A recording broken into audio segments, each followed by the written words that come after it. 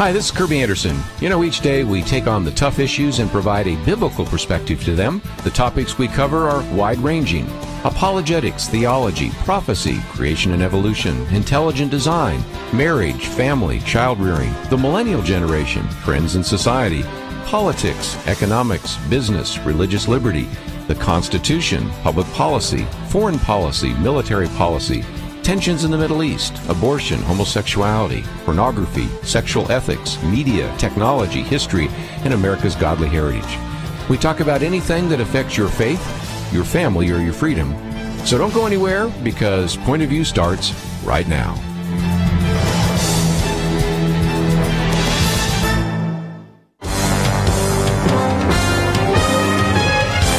Across America, live. This is Point of View.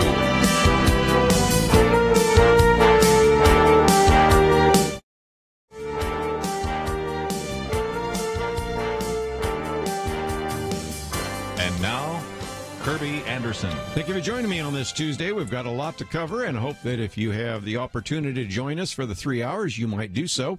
Again, I recognize those of you listening on radio can only hear the first 2 hours, which, again, I appreciate the fact that our local station here in Dallas and the one in Minnesota carries it from 12 to 2, but we also, of course, go from 12 to 3. So that third hour, especially when I have Gary Bauer on talking about Israel, you may want to go online to listen to that. Of course, if you're listening online, you can listen as long as you would like to do so. Later this hour, we're going to be talking with John Stewart Hill. And first of all, just an incredible testimony of, divorced 3 times, really a kind of a failure in almost all of his life, and then turns it around rather dramatically. So number one, just an inspiring story. Number two, his successful company called the Good Contractors List, which we'll talk about. If you're ever thinking about doing remodeling or something like that, you might want to know about it. So I just thought it'd be kind of interesting for you to hear that story.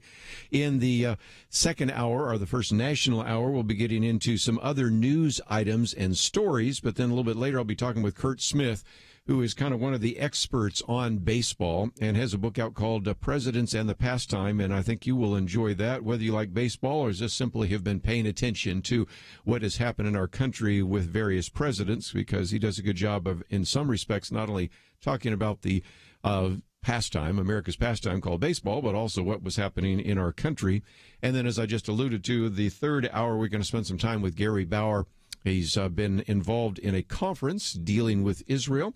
He's also been appointed to a National Freedoms commission that is very significant. So we'll get into all of those kinds of issues as well. So again, I hope you'll join us for each one of these hours. And if you find yourself wanting to know a little bit more about any one of our guests, you can go to our website, pointofview.net. Let me just real quickly talk about, at least in this segment, might even bleed into the second segment here, the issue of health care. And the reason I'm doing it is this. We've had some debates over time about health care, and this has become kind of a big campaign issue. Now, in the past, there were some that said, well, maybe we need to do some tinkering around the edges of Obamacare or the Affordable Care Act. Others have said we need to repeal and replace. But the newest initiative, and the one that we really need to think about because it could cost this country greatly, is a move towards what's called a single-payer plan. It is a plan put forward by Senator Bernie Sanders. He was the individual that really brought it to the American people during the presidential campaign, and now has figured out a way to maybe reformat it so that it might even be more sympathetic to many of the voters. Lots of times they refer to it as Medicare for all. Now, most people like Medicare that are on Medicare. They sometimes find that there are some limitations to it, but overall you can see that that has been, I think, a wise, from their point of view, marketing strategy. Although if you get into the details, you realize that it's really not going to be Medicare for all, because Medicare for all requires that we still have private doctors, private hospitals. They can decide to take a Medicare patient or not. But this would be, as you'll find out in just a minute, something that would require you to take those. And eventually, because I think a lot of people would leave the healthcare profession, essentially have the government take over hospitals and clinics and all the rest. So it would be more like VA for all. Well, when you talk about the Veterans Administration for all, that has a different image in our minds. Some people that like Medicare would not want to go into a VA hospital. And I say that having friends that have worked in the VA, but the bottom line is it has had many problems, many scandals. So anyway, the biggest difficulty that Bernie Sanders is running into is the fact that, again, there was an analysis of his plan. How much would the plan cost? Oh, the estimates are at least $32 trillion. That's trillion with a T. $32 trillion in new federal spending over a decade. Now, that should be enough to say, okay, this isn't going to work. But you got to know that if you're a socialist and you're convinced that this is the answer to all of our problems, then you try to come up with answers. And so one of the individuals, Dylan Scott, for example, at Vox, echoed a line that you can find at Mother Jones and a variety of other places saying, well, yes, okay, we might spend $32 trillion, but in terms of overall health care spending, we actually will save money. And they say this with a straight face. I don't know how they do this, but okay, let's dig into how are we going to even begin to come close to balancing a budget. To put this in perspective, right now we have about a $20 trillion national debt, which is unsustainable right now. So to talk about a $32 trillion increase in federal spending is like somebody who has maxed out their credit cards and then says, well, the way to solve my problem with my maxed out credit cards is to spend another $100,000. And then maybe we'll be close to actually solving my problem with debt. You're like, you don't even live in the real world with me. But nevertheless, this is the argument. So the Sanders plan, in order to get those costs down, are threefold. And I'll only give those before the break, and then we'll come back and talk about a little bit more about that. The first was that it would force every doctor and hospital in America to accept Medicare reimbursement rates, which right now are 40% lower than the rates paid by private insurance. So you can see how this Medicare for all becomes pretty quickly VA for all, because now there's a gun to the head of the doctors and the hospitals to actually get paid less than they get paid right now in the private sector. And so this, first of all, would assume that those doctors and hospitals would say, okay, we'll get 40% less and we won't have a problem with that. Really? You got to kind of really begin to deny reality to do that. But that's only the first one.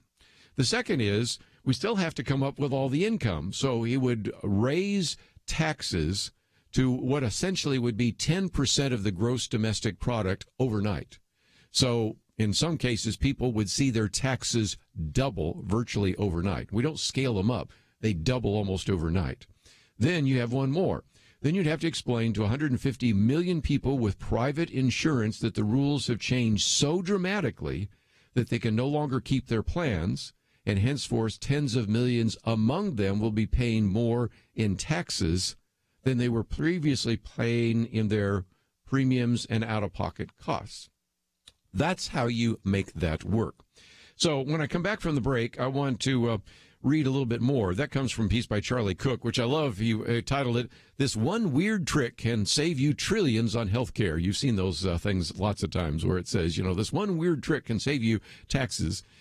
Turns out those one weird tricks would be requiring us to double, in some cases, people's taxes, or requiring all the doctors and hospitals to take Medicare patients, and then try to explain to all the people that paying more is really a good thing.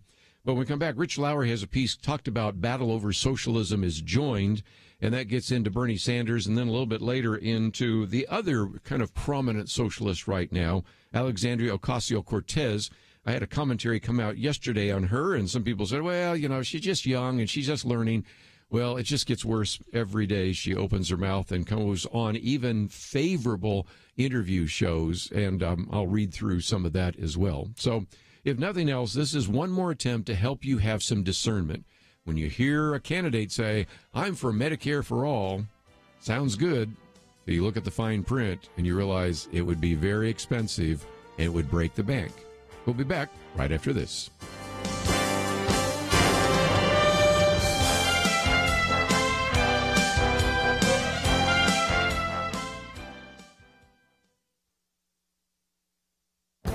This is Viewpoints with Kerby Anderson. Jonah Goldberg talks about the miracle in his book, The Suicide of the West. The major focus of his book is on tribalism and populism, but he begins with a description and an explanation of the remarkable change in Western societies in the last few centuries. He says the miracle is about more than economics, but economics is the best way to tell the story of humanity's quantum leap out of its natural environment of poverty. People used to live on the equivalent of $1 or more a day. By the 18th century, human prosperity exploded in Europe and North America, and now many people in so many countries have been lifted out of poverty. A major reason for this dramatic change had to do with the change in the way human beings thought about the world and their place in it. Sure, there was trade and science and technology, but those things existed before the miracle. He argues that ideas brought about this change. So what were those ideas? Well, here are three. That the individual is sovereign, that our rights come from God, not government, and that the fruits of our labor belong to us. These are Christian ideas, but Jonah Goldberg doesn't give credit to Christianity. In fact, he begins his book with this statement: there is no God in this book. Instead, he assumes humans are merely an evolutionary product and eventually discovered the ideas that ushered in the miracle. He does give credit to John Locke. That would be the man who referred to the Bible over 1,000 times in his first treatise on government and invoked the Bible more than 300 times in his second treatise. Jonah Goldberg rightly reminds us that we are the beneficiaries of a change in the thinking that affected our political institutions and economic systems that brought about both liberty and prosperity. But I also think that Christianity deserves some credit for the miracle. I'm Kerby Anderson, and that's my point of view. Take Kerby and the Point of View team with you on the go with the Point of View app. Search for Point of View Radio at the Apple or Google Play stores.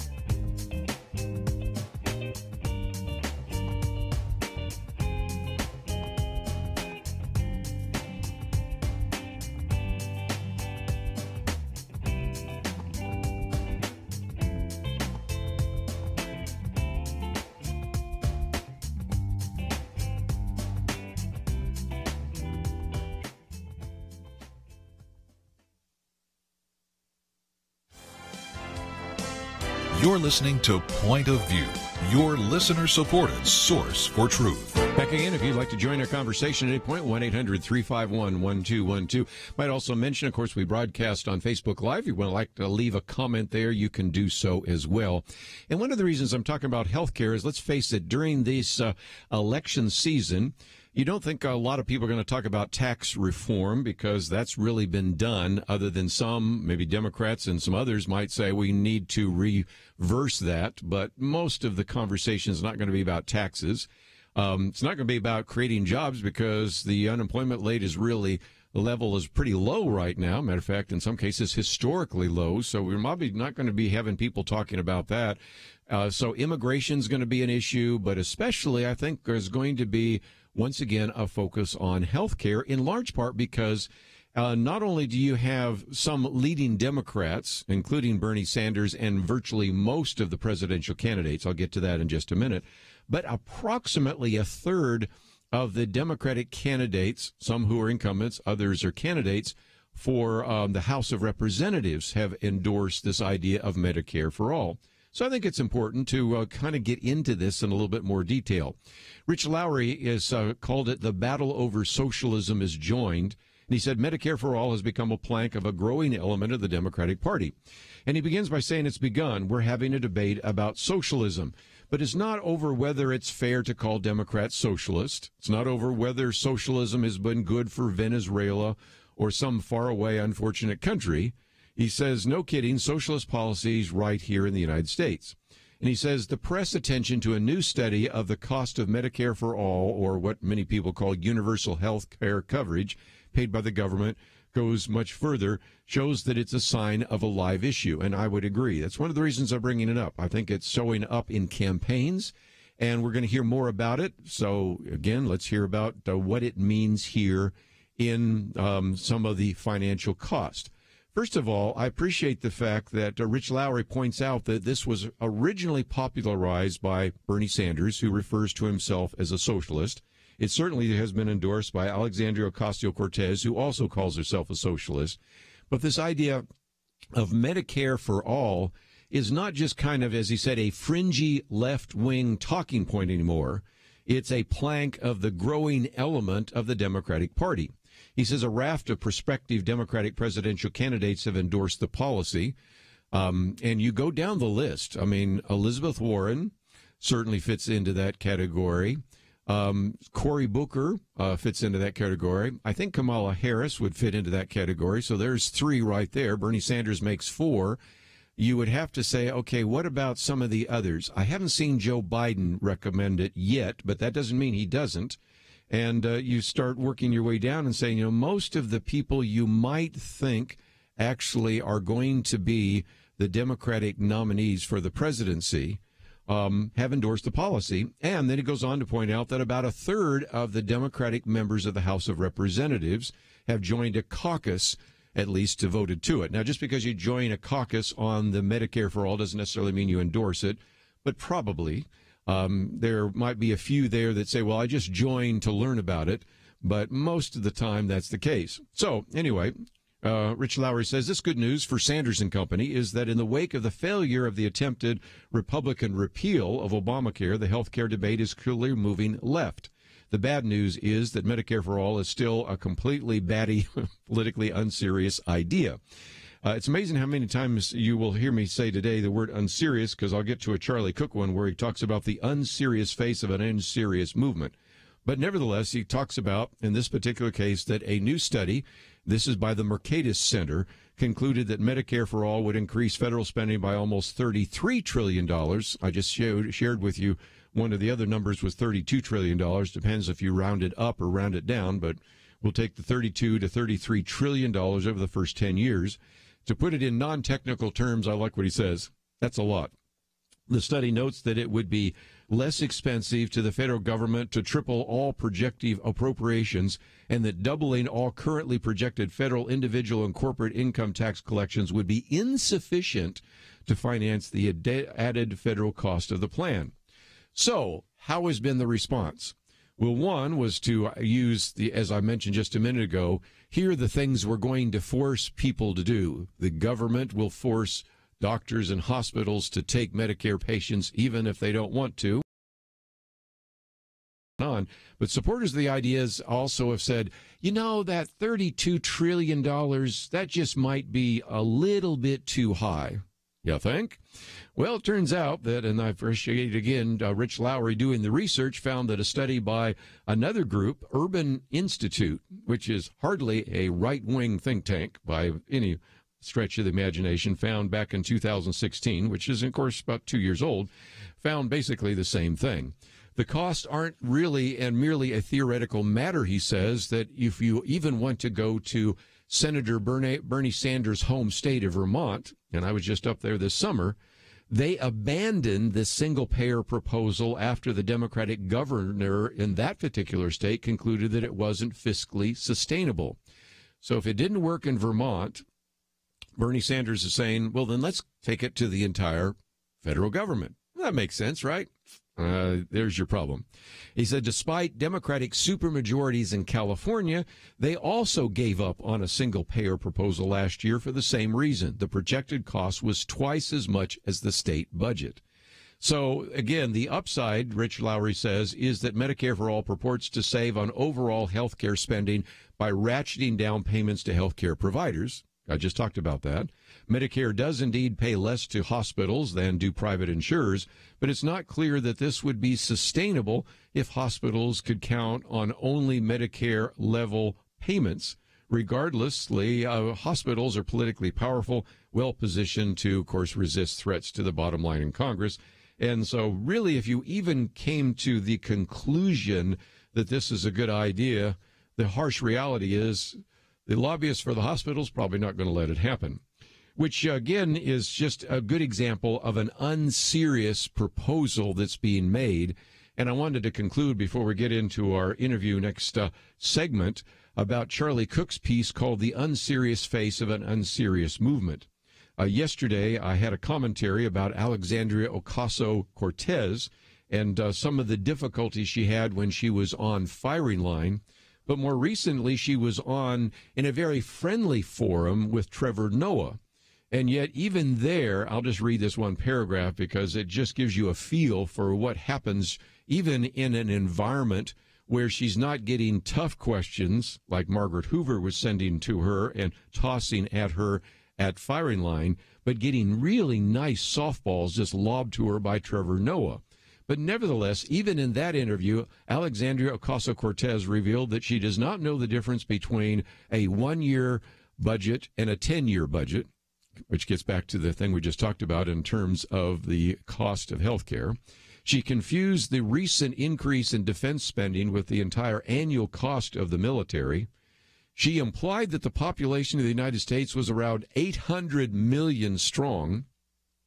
And having been asked to defend her coveted $15 minimum wage, launched into a rambling and inscrutably diatribe about the private equity firms that would have been a touch too harsh for a parody on South Park.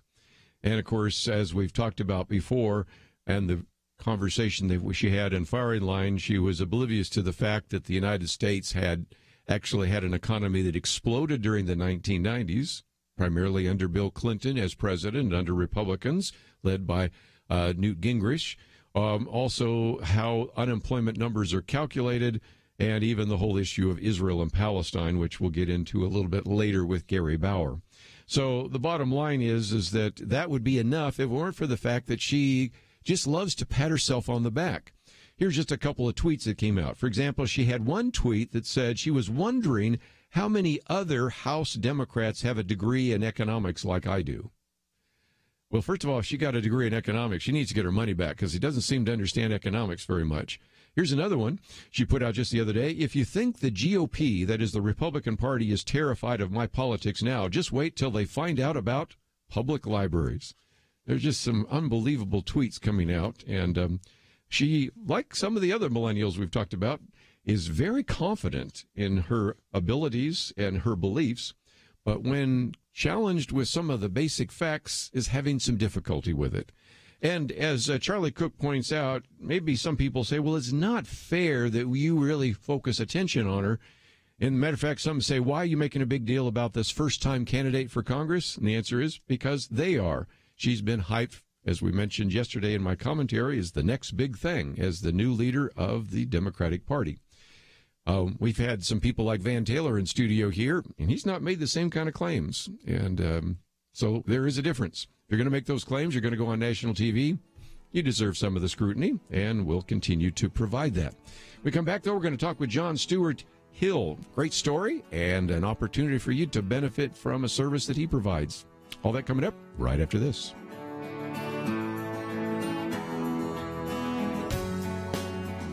Why should you become a partner with Point of View Radio? Because for decades, this team has made a significant difference in lives and communities across the nation. Because America is dying for lack of biblical wisdom about life and culture. You should give because your gift will make possible cutting-edge information on issues that matter, information you won't hear anywhere else. Why?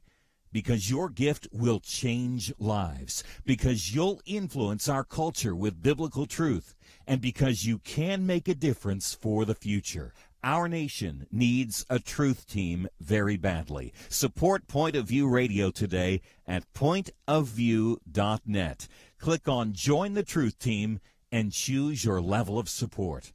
Pointofview.net or call 800-347-5151, 800-347-5151, or mail that first donation to Point of View, Box 30, Dallas, Texas 75221, Box 30, Dallas 75221.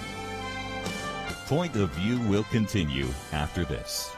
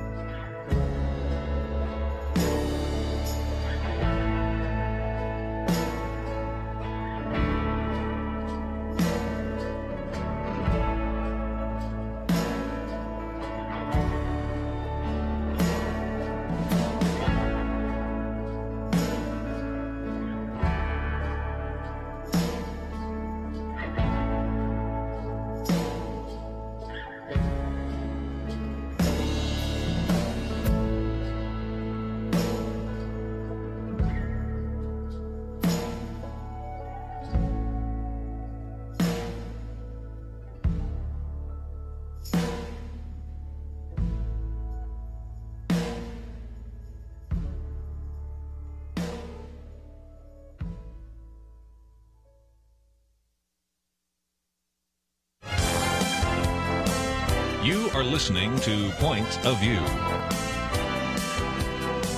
The opinions expressed on Point of View do not necessarily reflect the views of the management or staff of this station. And now, here again is Kerby Anderson. Here's now a testimony that I think would be a real encouragement to you. We are going to be talking with John Stewart Hill, and at the age of 42, had been divorced 3 times, felt like a failure professionally, kind of sick of life, and just before his 43rd birthday has a massive heart attack. Now, at this point, you might say a lot of people would give up, but instead, this is an individual that said, you know, it's possible to change the course and direction of your life, and did so, and went on to create a successful company. We have information about that on our website, the Good Contractors List, became a bodybuilder and focused on fitness and all sorts of issues that I think are going to be really encouraging to you. So, John, thank you for joining us today here on Point of View. Kerby, thank you so much. This is such an honor to be on your program. Well, it's great to hear from you. From time to time, I like to give people a source of encouragement because there is this sense sometimes that my life up until now hasn't gone very well. And so this is sort of the myth of momentum. That is, I guess I'm just going to head down the same path. Nothing's going to change. And yet it is possible to change the direction and course of your life. It's possible to actually have a U-turn and begin to do some things to improve your life, to improve your body, and to improve your station in life. And you are a perfect testimony of that, aren't you? Thank you, sir. Thank you so much. Yeah, when I was 42, just a couple of weeks before my 43rd birthday, I had a massive heart attack, and I didn't realize that's what it was at the time. It was during that freeze. I don't know if you remember, back in 2011, whenever the Super Bowl got freezed out, just about. Oh, sure. And that's out here in the Dallas-Fort Worth area, and I lived in a town, Mansfield here, and found myself just kind of like having a hard time breathing, and my wife finally decided to. My girlfriend at the time was telling me that I needed to get to the hospital. Well, you know, it was frozen over, so. I really didn't want to get out in it, but of course I had to make that decision and went on in. They didn't initially tell me I had a heart attack. They thought it was pneumonia because I had fluid in my lungs. But later that night, they had determined that it was my heart, and so I had an experience with God that was just amazing. As I was laying there on the gurney, now going to ICU, as I'm watching the lights pass. I really thought to myself, you know, if this is dying, it's not that bad. Up until that point, probably the last few months, was so disappointed with the way my life was going that I had actually been praying that God would just take me off the planet. I didn't even want to be here anymore. I wasn't sure if I was a Christian. I didn't know. I was just so confused at this point in my life. Had gone through several divorces, just an absolute failure. And here I am. Being wheeled to ICU, and I felt like God spoke to me, and He said nothing super profound, and it wasn't like a loud voice, but it was this. Well, John, do you want to stay or do you want to go? And I felt like at that point I was given the opportunity to choose. And at that moment in time, like I said, I'd been praying that God would just take me off the planet. So I'm sitting here thinking, man, this could be really easy. I'm sure this would be an easy exit. I would just fade off and go. But there was this longing inside that said, no, John, you really do have a purpose in it, and it's, to help other people. And so, because of the freeze, the cardiologist couldn't really get in there in a timely manner. It was going to be over an hour before the cardiologist could get. I already had a massive heart attack. Wow. And so, I'm just in contemplation. I didn't want to make a hasty decision because I just had this tug of war going on. I wanted to leave, but my purpose wanted me to stay. And so the more I thought about it, I finally came to the conclusion, and me and God had a talk. And I said, Lord, I'd like to stay if it's okay with you, but I actually laid out some conditions. At this point, I was like, I am not living the life that I've lived up to this point. God, here's the thing. If you let me live, one, I want to be remembered for doing something good, because at this point in my life, I knew people would say, he was a nice guy, but I hadn't done anything of value or impact to the world. And the second thing I asked for is I want to live every day, not just be alive. I was so disappointed all the time with life and what I didn't have, my own lack, everything, that I was always trapped inside this emotional box that was all centered around me.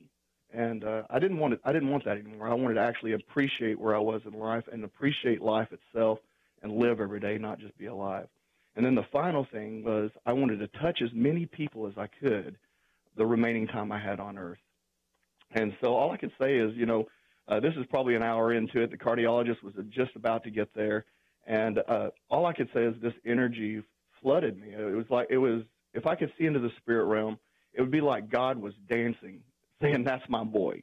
It was so encouraging. It was, I've always felt like God was he was just waiting to crush me for all my mistakes. But at that point in time, at my death, literal death, he was encouraging, and he was an awesome father. And so all I could say is, I know that I have a purpose, and I didn't know what that was.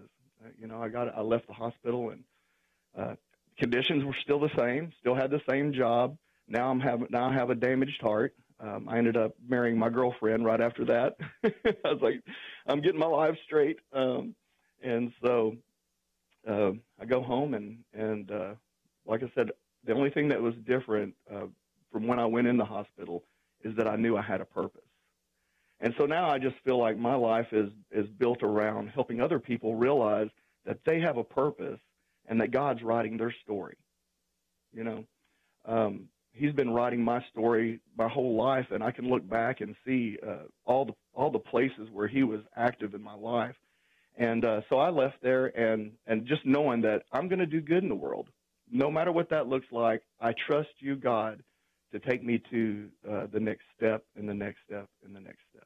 Well, again, I know that some people might want to be able to contact you, to have you speak to a men's group or something about your testimony, but talk about the difference, because here is a man who finds himself pretty much hitting bottom, and really all you can do is look up, but then talk about the steps that brought you to where you are today, because those are pretty significant as well. Well, sure. I went back to my regular job. I was selling direct mail at the time, and I kind of had a history after I got out of the military of selling direct mail and yellow page advertising. So I was familiar with directories and advertising in general. And I met a plumber one day that wanted to buy an ad in the money mailer where I was working.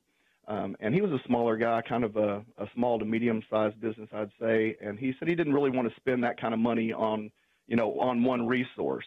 But he had a great electrician that he knew personally that was fantastic. And he had a roofer that he trusted. And he goes, maybe we could share an ad. And being in advertising, I was like, that could be conflicting to people if they look on an ad and see three different things. So what could I do? And I had a little bit of experience building simple websites. And I thought, well, maybe what I could do is build a website where I had him as the plumber, the electrician could be on there, and they could all kind of, I could get a whole bunch of them, and they could share in the cost of advertising, and they could buy a bigger money mailer ad. And, I'm still thinking as an employee here, but the more I thought about it, the more I felt like I was supposed to start my own business. Well, here I am. I have a high school education. No success in business, never managed anyone, absolutely no money. I just had a heart attack, and really we just had no money in the bank. And I sat there and I just could not let it go. I just felt like it was my purpose. It was something I was supposed to do. And so I thought about it. I was in outside sales, and I could have easily went out and started talking to contractors to see if they'd be interested in doing what I was thinking about doing. But I felt like that would be stealing from my company that I was being paid to work for. So instead, I went in and I sat down with the manager and I said, I want to get this off on the right foot. I can't go out and try to start my own thing while I'm on your dime. And so I actually quit my job with one paycheck coming and no money in the bank, no savings account, just a belief that I was supposed to do this. Let me take a break, as we have one of those mandatory breaks. When we come back, we'll finish kind of the story there. And again, for people that are saying, well, first of all, that's kind of interesting, the Good Contractors list. We do have a link on our website to that, so if people are interested in that. And also just talk about the remarkable change in your life And if people wanted to contact you and maybe hear your testimony, I think it'd be wonderful for a men's group or for churches and things like that. We've got, of course, the link there to the Good Contractors list. John Stewart Hill with us. We'll stay with him right after the break for a few more minutes and hear the rest of his testimony. And just thought it would be a real encouragement to you and a reminder that you don't necessarily have to do tomorrow what you've been doing up until today. You can change some things, and it's a step-by-step process, and certainly we can see the remarkable change in John Stewart Hill. Let's see if we can find a change in your life as well. So let's take a break. We come back, we will continue our conversation, and then next hour we'll be getting into all sorts of issues in the news. Stay tuned, we have more right after this.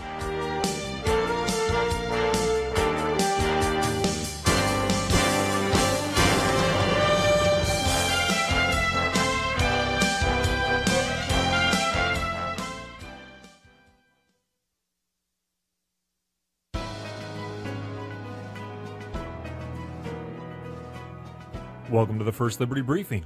I'm Jeremy Dice. It was September 1956, and Elihu Schimmel was cold and lonely.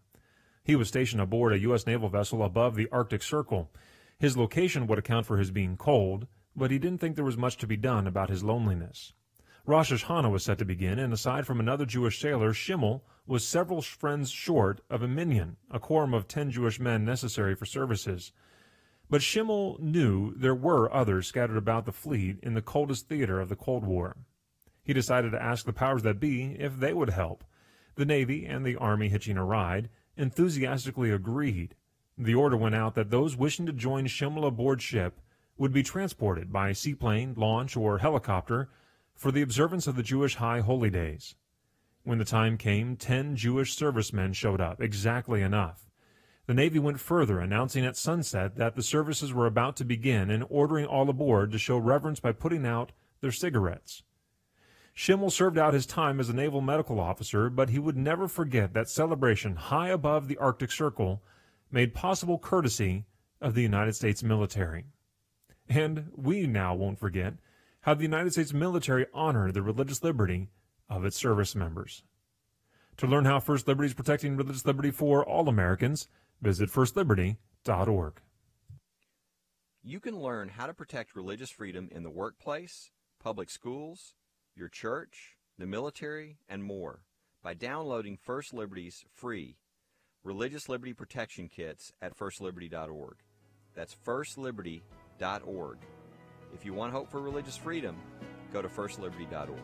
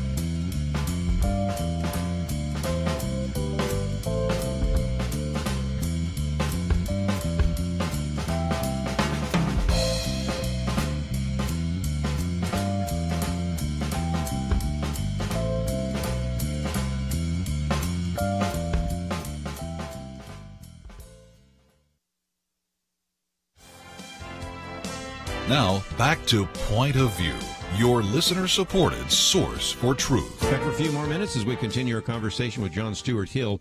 And again, I might just caution some of you out there that you might, of course, hear this incredible story, but I wouldn't recommend for all of you that if you have really neglected your marriage and had lots of failures and had a heart attack and then decided to leave your job with only one paycheck, that's necessarily the path to success.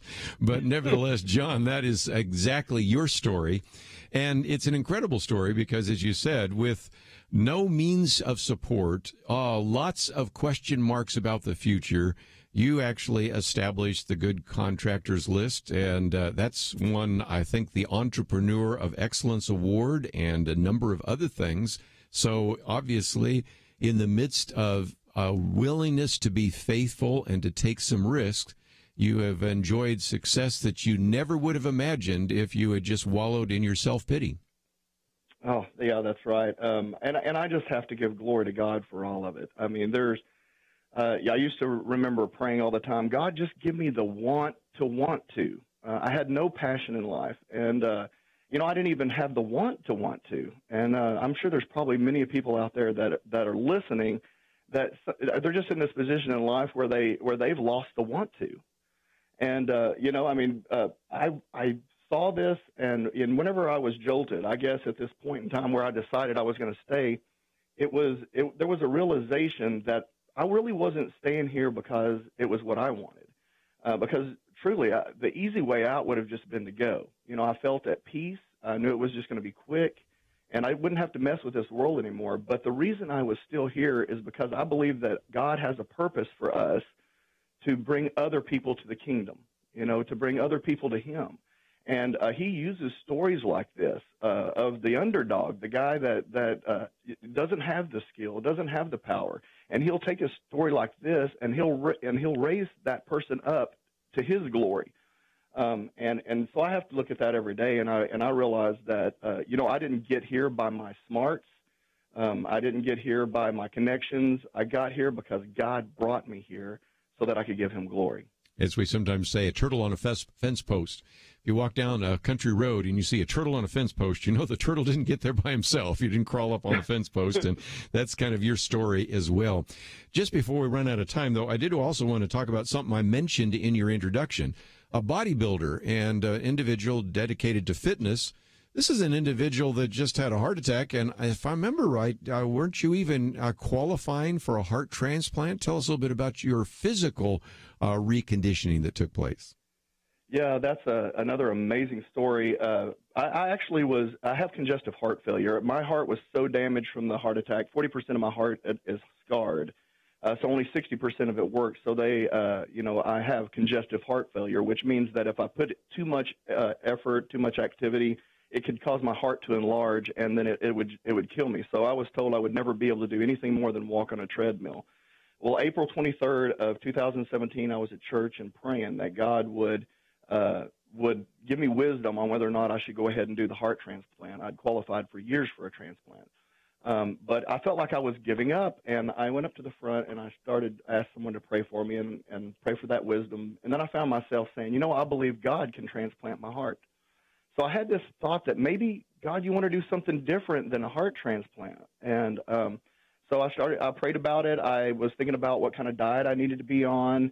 I had tried many of them, and they weren't working. I had an idea that I might try going to a plant-based lifestyle, which I've tried a couple of times and just failed miserably at. But through a series of miracles, just some crazy coincidences, if you'd call them that, but I just think it's direction from God.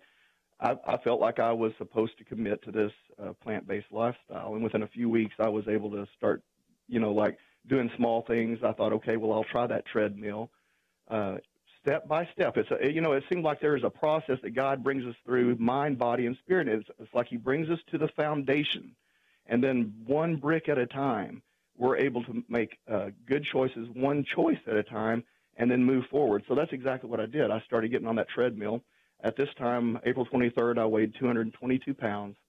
To make a long story short, 5 months later, I was standing on a competition bodybuilding stage at 160 pounds.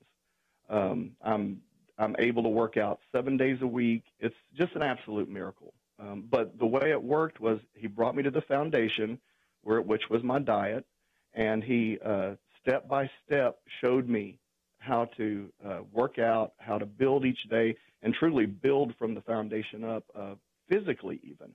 And so in April, I had my 1-year anniversary, was on stage, and was able to share my testimony over my posing routine. It's a minute-long routine, and so I got to tell my story over the routine, and I won the 50-plus masters category in bodybuilding.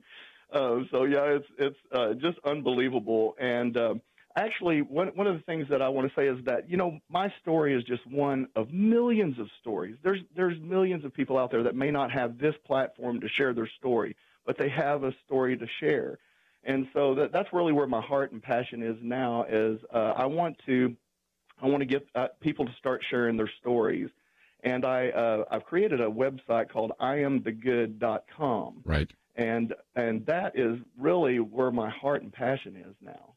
Well, and again, I'll mention the IamGood.com, but let me also, just since I have been mentioning the Good Contractors list, that's where you can choose a service from A to W, A for air conditioning, all the way to W for window replacement. And so that's one resource that I wanted to mention to our listeners. But let's talk about the other, because I think, again, people that would want to contact you, maybe hear your story, or maybe want to share their own story, that's an opportunity for them to do so as well.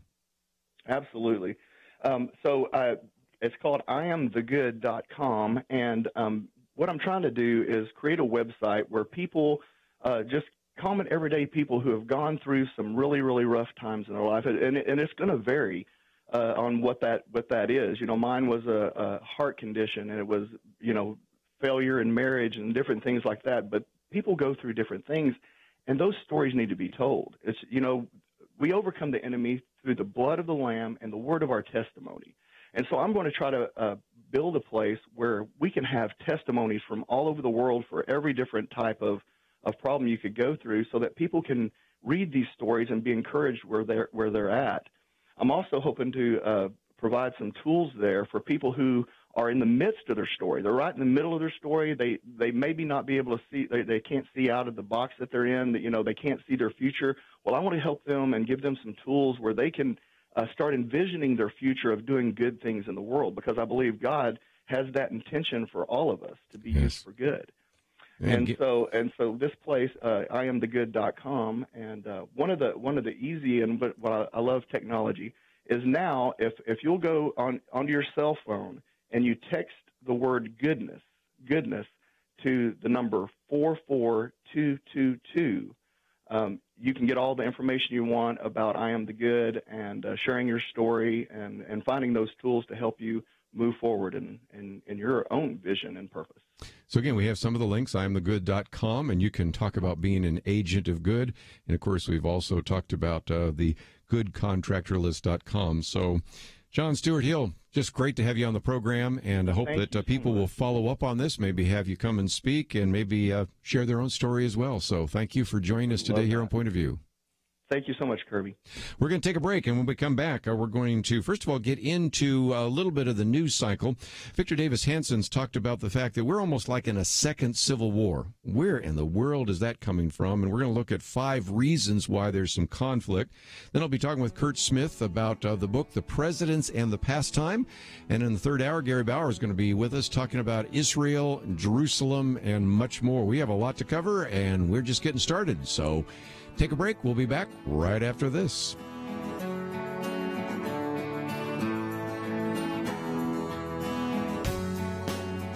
If you've listened for any length of time, you've probably heard about Point of View listeners who've done amazing things, started ministries, found their life's calling, impacted their city, their state, the nation. But let me be clear, you don't have to have a huge impact to be faithful. I thought about that when I read a note from Joanne in Texas. She admitted, "Up until recently, I've not had much of a political view, nor have I ever been so informed.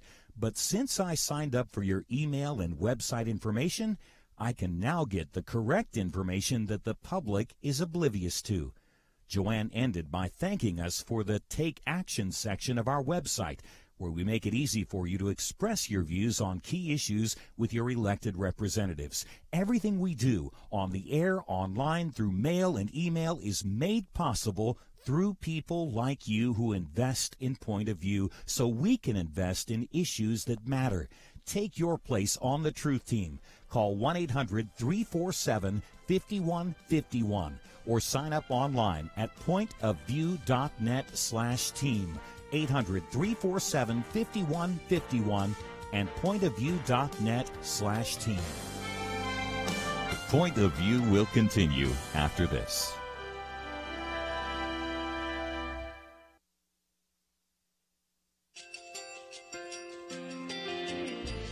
I just want to thank you so much for all the wonderful programming you have. You're just absolutely fantastic. I recently started listening to Point of View, and I really found it interesting because of the different subjects you cover. Thank you for that. I really appreciate everything that you do in keeping us informed. Thank you, Kerby, for everything that you have been doing. I appreciate all the work that you're doing, advocating for the Word of God. Thank you so much. Point of View, I think, is absolutely necessary because it's a Christian perspective, a biblical worldview perspective, and receive very current, up-to-date information about what is really going on, week to week in our culture, which is changing so rapidly, and yet it's morally sliding backwards. Yeah, I just, first of all, I thank you guys. Y'all's program is wonderful, and enjoy it every day. I learn so much every time I listen to it. Point of View Radio Talk Show.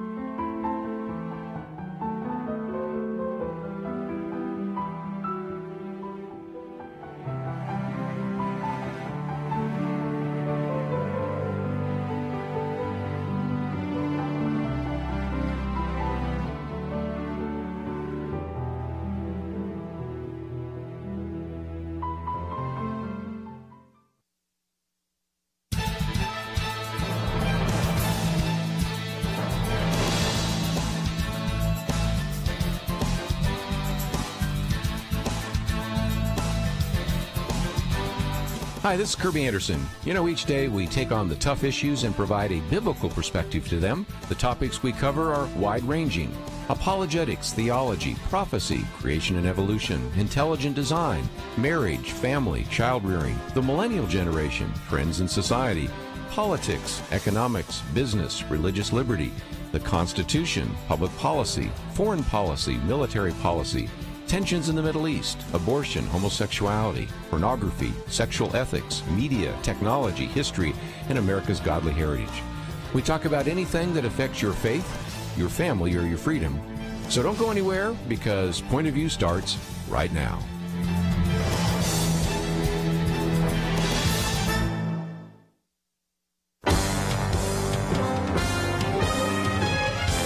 Across America, live.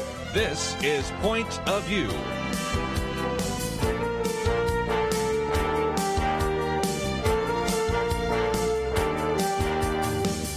And now, Kerby Anderson. Thank you for joining us. It is Tuesday, and we're going to be talking about a lot of things over the next couple of hours. Curt Smith will join us later this hour as we talk about his new book, Presidents in the Pastime. He's, of course, a political analyst, but also we're going to be talking about baseball and presidents and a number of things. I think you'll really enjoy that conversation. In the second hour, Gary Bauer will be with us as we talk about Israel and also his appointment to this International Council on Religious Freedom. So we've got some things to cover there. In between those interviews, though, I want to bring some other material. In just a minute, I want to talk about the fact that there is so much civil strife, and why is it that we're headed for what some people are calling a second civil war. Dennis Prager has referred to that. This piece I'm going to be reading from Victor Davis Hanson gets into that. And in the next hour, I want to talk about the issue of health care. One of the big issues that is starting to surface in these campaigns is health care. And not just the leading candidates in the Democratic Party, but certainly they, as well as about a third of those in the Democratic caucus, are actually supporting what's called Medicare for All. And yet a recent study estimated that if indeed we do implement this plan promoted by Bernie Sanders, but also adopted now by Elizabeth Warren and a variety of other presidential candidates, Cory Booker fits into that situation, Kamala Harris, a number of others that are starting to talk about this as well. It could increase the cost of the federal budget by an additional $32 trillion. So we'll get into that a little bit later because that's becoming kind of a campaign issue. And when you hear people talk about Medicare for all, I mean, a lot of people like Medicare, but this, as we'll find out in just a little bit later in the next hour, is something very different than what you might think in your mind. So we want to educate you about that and also talk about some of the challenges that are going to be before us there. But one of the things that we have noticed is the fact that there is just incredible division in America.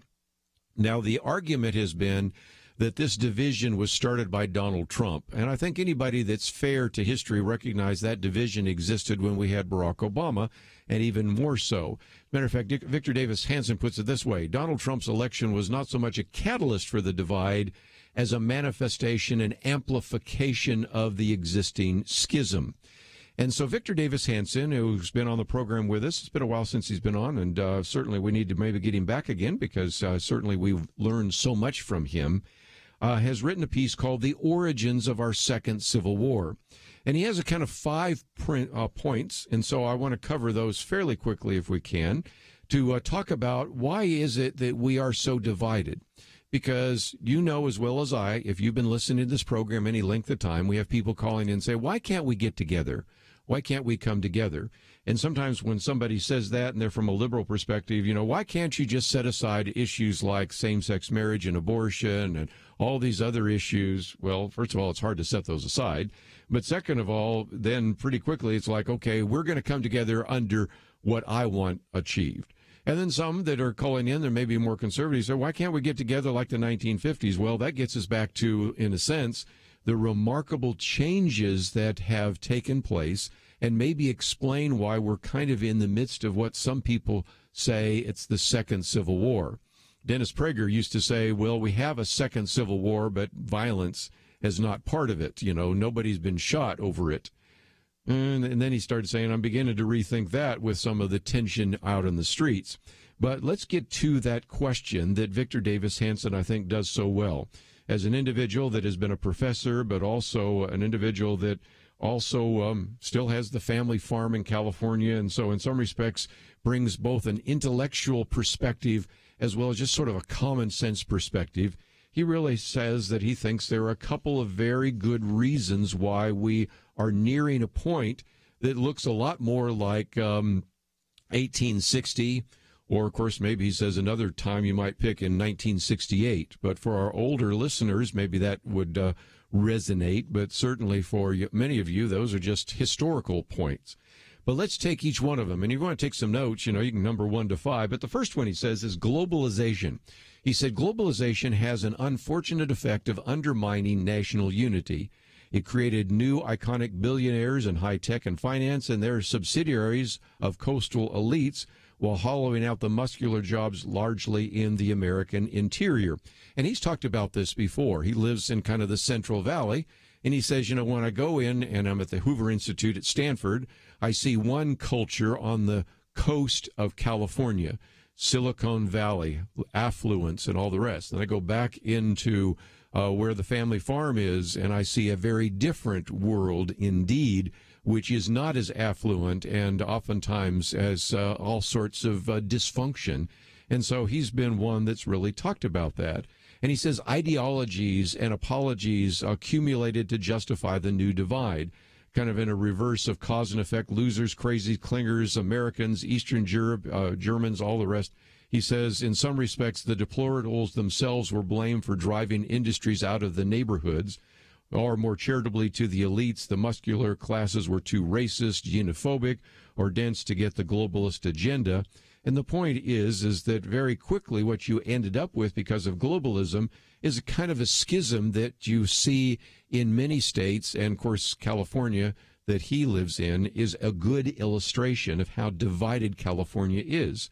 Of course, there was an attempt to even try to divide the state of California into multiple Californias, and I won't get into that, but it's just a good illustration that even as we see some of the social political divisions, for example, in that state, we also see the desire maybe to split the state off. And if you don't live in California, maybe you live in some other states where you say, in Georgia, I see a real difference between Atlanta and people out in the farm community. If Illinois, I see real differences between people in Chicago and people in Peoria. If you live in Colorado, people in Denver are in Boulder are very different than the people that are farmers in the eastern part of the state, and on and on and on. You got all sorts of similar kinds of divisions. And so one of the things he talks about is that itself has led to a great deal. The second one, which we'll mention just quickly before the break, is high tech. He says the mass production of cheap consumer goods, mostly assembled abroad, redefined wealth, or rather disguised poverty. Suddenly, the lower middle classes and the poor had in their palms the techno-communications power of the Pentagon in the 1970s, the computer force of IBM in the 1980s, and the entertainment diversity of the rich in the 1990s. They could purchase big screens for a fraction of what their grandparents paid for black and white televisions, and with a computer be entertained just as well cocooning in their basement as by going out to a concert or to a movie or to a football game. But these, as he said, electronic narcotics did not hide the fact that in terms of economies, the lifestyle of our ancestors were eroding. The new normal was 2 parents at work, none at home, renting as often as buying, an 8-year rather than a 3-year car loan, fewer grandparents around the corner for babysitting or to assist when ill, and consumer service defined by hearing taped messages of an hour before reaching a helper in India or Vietnam. So again, 2 of the 5, we'll come back and talk about a few more, but it all, I think, comes together with at least some explanation for why we find ourselves to be such a divided country. We'll continue our conversation right after these messages.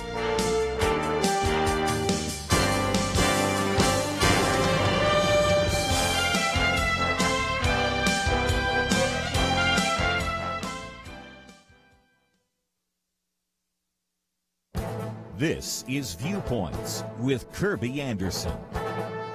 Jonah Goldberg talks about the miracle in his book, The Suicide of the West. The major focus of his book is on tribalism and populism, but he begins with a description and an explanation of the remarkable change in Western societies in the last few centuries. He says the miracle is about more than economics, but economics is the best way to tell the story of humanity's quantum leap out of its natural environment of poverty. People used to live on the equivalent of $1 or more a day. By the 18th century, human prosperity exploded in Europe and North America, and now many people in so many countries have been lifted out of poverty. A major reason for this dramatic change had to do with the change in the way human beings thought about the world and their place in it. Sure, there was trade and science and technology, but those things existed before the miracle. He argues that ideas brought about this change. So what were those ideas? Well, here are three. That the individual is sovereign, that our rights come from God, not government, and that the fruits of our labor belong to us. These are Christian ideas, but Jonah Goldberg doesn't give credit to Christianity. In fact, he begins his book with this statement: there is no God in this book. Instead, he assumes humans are merely an evolutionary product and eventually discovered the ideas that ushered in the miracle.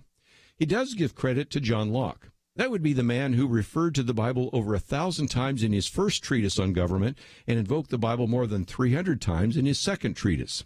Jonah Goldberg rightly reminds us that we are the beneficiaries of a change in the thinking that affected our political institutions and economic systems that brought about both liberty and prosperity. But I also think that Christianity deserves some credit for the miracle. I'm Kerby Anderson, and that's my point of view. Take Kerby and the Point of View team with you on the go with the Point of View app. Search for Point of View Radio at the Apple or Google Play stores.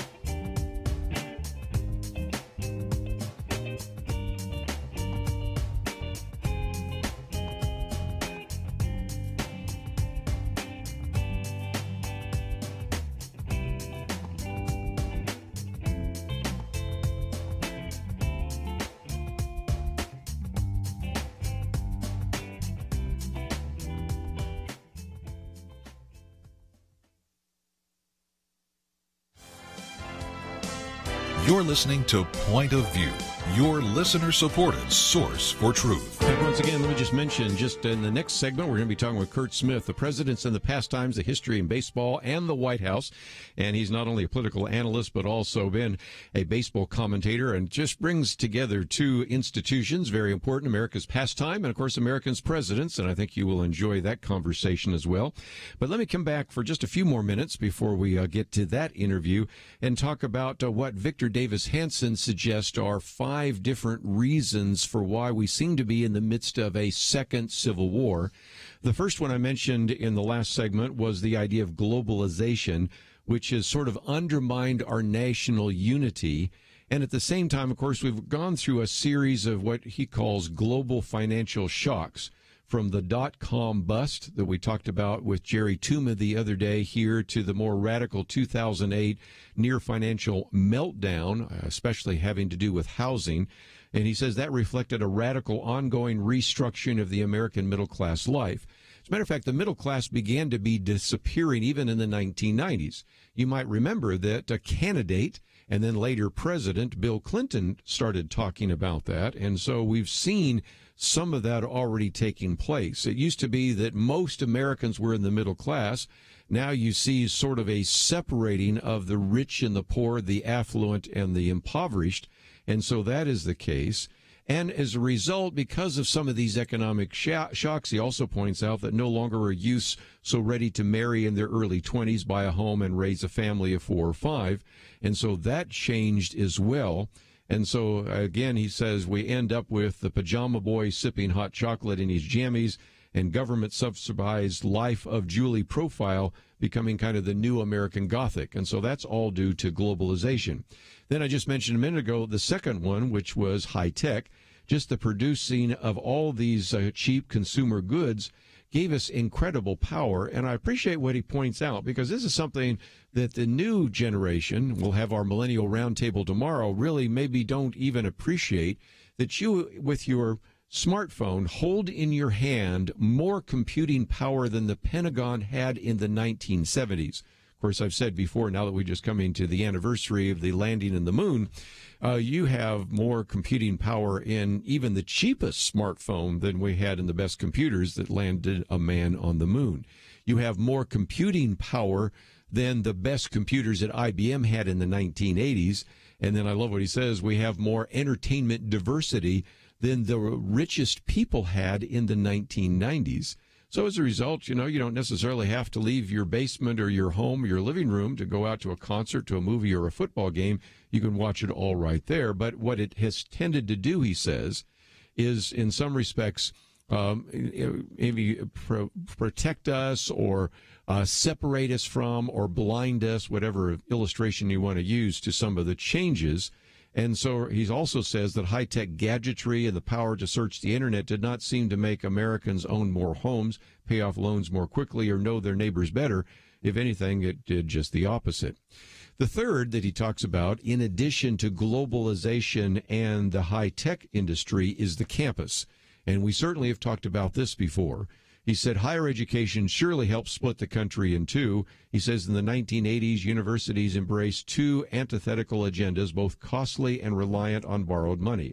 On the one hand, campuses competed for scarcer students by styling themselves as Club Med-type resorts with costly upscale dorms, Tony, student union centers, lavish gyms, and an array of in-loco parental social services. The net effect was to make colleges responsible for not so much education, but more for shielding now fragile youth from the supposed reactionary forces that would buffet them after graduation. But he said, but if campus materialism was at odds with classroom socialism, few seemed to notice. Instead, he says the idea grew up that one had no need to follow concretely the consequences of his abstract ideology, or even worse, one's hard-left politics. The louder and more strident the better became the psychological means of squaring the circle, of denouncing the West while being affluent and enjoying the material comforts of a good life. And so he begins to talk about, and I won't go into all the details, just all the things that happened on campus. And, of course, if you have had young people on a college campus, or you've visited a college campus, or you're located near one, you could fill in all of those stories as well. So at the end, he says, we ended up with a generation that oftentimes was ignorant, arrogant, and poor. And he said that is a prescription for social volatility as a result of some of the things that were taking place in the college campus setting. Two more that he talks about. One more was illegal immigration. He said immigration was recalibrated hand in glove by progressives who wanted a new demographic to vote for leftist politicians, and by Chamber of Commerce conservatives who wished an unlimited pool of cheap, unskilled labor. The result was waves of illegal, non-diverse immigrants who arrived at precisely the moment when the old melting pot was under cultural assault. And so as a result, the old black-white dichotomy in the United States was being recalibrated as diversity, or in racialist terms as a coalition now loosely and often grossly inexactly framed as non-white versus the supposedly shrinking white majority. And so he begins to talk about some of the challenges there that were a result of immigration. And, of course, we've seen that and talked about that a great deal here on Point of View. But the fifth and final one he calls the Obama Project. He said, we forget especially the role of President Barack Obama. He says he ran as a Biden Democrat, renouncing gay marriage, saying, I believe marriage is between a man and a woman. I'm not in favor of gay marriage. Then he evolved on the question and created a climate in which to disagree with this position could get one fired. He promised to close the border and reduce illegal immigration. This again is a quote from Barack Obama. We will try to do more to speed the deportation of illegal aliens who are arrested for crimes, to better identify illegal aliens in the workplace. We're a nation of ignorance, but we're also a nation of laws. But then he institutionalized the idea that to agree with that now abandoned agenda was a career ender. The point he's making is that if you look at how Barack Obama ran in 2008 and how he ended 8 years later in 2016, we went from a time in which he, for example, was not in favor of gay marriage to a time in which if you actually did not embrace gay marriage, you were a bigot. And whereas at a time where he said we would certainly deal with illegal immigration, now if you held to that same view, that could actually end your career. And then goes through how, in some respects, the weaponization that we've talked about of the IRS, the FBI, the CIA, the State Department, and others certainly created that climate as well. So the bottom line is if you want to read through this entire piece, it, I think, illustrates that we are a divided nation. Is there anything we can do to change that? Well, the first point he makes is that some of the economic success right now might be a positive. A steady 3 to 4% growth in annual GDP would trim a lot of the cultural rhetoric. 4% unemployment will make Americans valuable and give them advantages with employers, and that would be helpful. When we talk about the university, he says we should reform the university, mostly by abolishing tenure, by requiring an exit competence exam for the BA degree, a sort of reverse back-end SAT or ACT exam, and ending government-subsidized student loans that promote campus fiscal irresponsibility and a curriculum that ensures future unemployment for too many students. And then, of course, he also talks about something we talk about so often here on Point of View, and that is the need for a religious reawakening. And so he talks about how, in some respects, those secular masters who thought that we'd bring about some kind of New Age tranquility really have not been the case, and there is probably a need more than ever for some kind of spiritual reawakening. And then finally said we need to develop a new racial sense that we are so intermarried and assimilated that cardboard racial cutouts are irrelevant. Nice way of saying that maybe we need to set aside some of the identity politics that is used so often to divide us as a nation. But if nothing else, Victor Davis Hanson, I think, has given us not only a very good diagnosis, but I very quickly gave you just a couple of his prescriptions. And if we're really going to come together as a nation, and that's going to be difficult, it certainly is going to have to recognize some of these very significant reasons why we are divided as a nation like never before, or certainly not like in previous decades. You can go back to 1860, you can go back to 1968 perhaps, but we are very divided right now in 2018, and I think he's done a good job of helping us understand why and what maybe we can do to turn that around.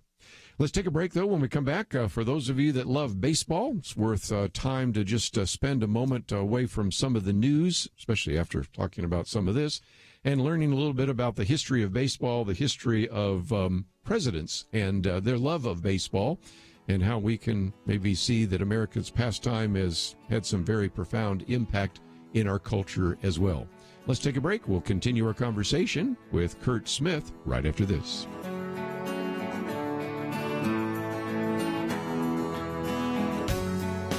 Is religious freedom still a cornerstone of the Republic, or has it effectively been crushed by the forces of tolerance? America needs Christians to be informed and as unified as possible, applying God's wisdom to civic life. Point of View can be a key part of a successful mission. I believe in America. I believe God wants His best for us. We can face whatever the world throws at us as long as we stand together. If you have not signed on, please do it now. Support Point of View Radio today at pointofview.net. Set up your monthly gift by clicking the Truth Team 360 picture and then carefully follow the directions. Pointofview.net. By phone, you can give at 1-800-347-5151. 800-347-5151. Or mail that first donation to Point of View, Box 30, Dallas, Texas 75221. Box 30, Dallas 75221. Or call us 800-347-5151. Point of View will continue after this.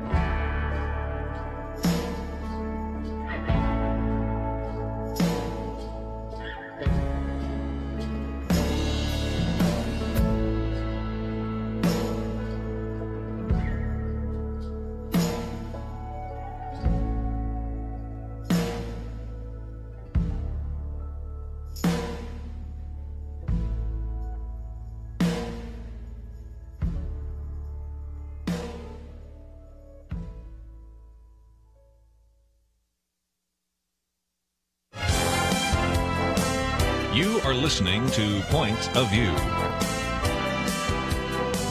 The opinions expressed on Point of View do not necessarily reflect the views of the management or staff of this station. And now, here again is Kerby Anderson. But it might be good to talk a little bit about baseball. In just a minute, we're going to be talking with Curt Smith. He is an individual that has really written quite a bit about baseball. He is a columnist, newspaper columnist, award-winning radio commentator, and a political analyst who has actually looked at a number of different things, both politically as well in the area of baseball as well. He actually hosted a national public radio broadcast a number of years ago and has hosted local and statewide TV and radio, and of course is also an individual that joined the faculty of the University of Rochester, lives in upstate New York, actually in Rochester, New York, and this is a new book out which for those of us that love baseball is just fascinating because it brings together really two loves that I have. One, of course, baseball, and the other, of course, the political issues. It's published by University of Nebraska Press, and you may not be able to find it in your local bookstore. That's why we have a link on this particular book on our website so that you can find out a little bit more about Curt Smith and also about the book, because we have a link to his website and also, of course, information about the book. Curt Smith, thank you for joining us today here on Point of View. Well, Kerby, great to be with you. Thank you for the invite. Well, and we really appreciate you giving us a little bit of time here. And I guess what we want to do is certainly tell some stories. And throughout this, I'm going to share a few out of your book that I thought were kind of fun. But at the same time, I appreciate the fact that you also kind of deal with this myth that we've heard from the very beginning. And that was Abner Doubleday at Cooperstown, New York. And I've been to Cooperstown, by the way. And, of course, it's great to go to the Baseball Hall of Fame. But I love what you say here, that this idea that he actually brought this about. You said to agree you would have to explain how this West Point plebe not only was allowed to leave the plains of the military academy high above the Hudson, could ride to Cooperstown at night. And I know how long that direct is because every year I spend my time in Speculator, New York at Camp of the Woods and driving all around and going to Cooperstown, things like that. Then invent this ingenious game with no one seeing him, then beat a path back to West Point without being glimpsed or punished, not even a demerit. Only a child could believe such a fantasy, but nevertheless, that's one of the fantasies, that baseball started because of Abner Doubleday. Tell us more. Well, perhaps he was extraordinarily agile on horseback. You know, I live in upstate New York, as you just said, and I'm speaking from there right now. And within the last 3 weeks, twice I have been privileged to speak at the Baseball Hall of Fame. So I have to be rather careful here. But truth compels me to say this is a myth. Baseball was not discovered at Cooperstown, but this in no way lessens or abates the myth. The myth lives, the myth enshrines, and the myth lives in Cooperstown. And anyone within listening distance of me, please go to Cooperstown. It is Mayberry without the accent. It's the most famous small town in the United States, living or not, and it's where baseball should have been born if it wasn't. But it wasn't born in Cooperstown. We don't know where it was born. But most likely it was not born there.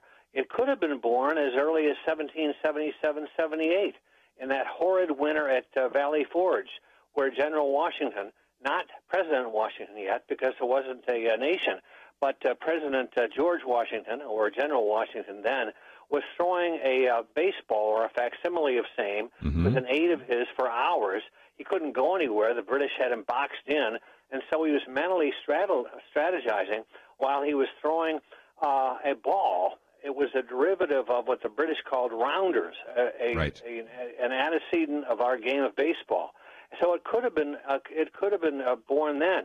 It could have been born at 5 or 6 other places and stages along the way before Abner Doubleday was said to have found a baseball in an attic at Cooperstown in 1839. That was when he was said to have found the game of baseball. But it doesn't in any way, none of this, dissuade the marvelous magical mystery tour that baseball took en route to becoming the national pastime of this blessed land. And again, the book goes all the way from the beginnings, the 1700s, through Teddy Roosevelt, all the way, of course, all the way up to, and I would not have guessed this until I saw the picture of it, Donald Trump even played baseball when he was at the academy. But let's for a minute just recognize that certain presidents loved baseball.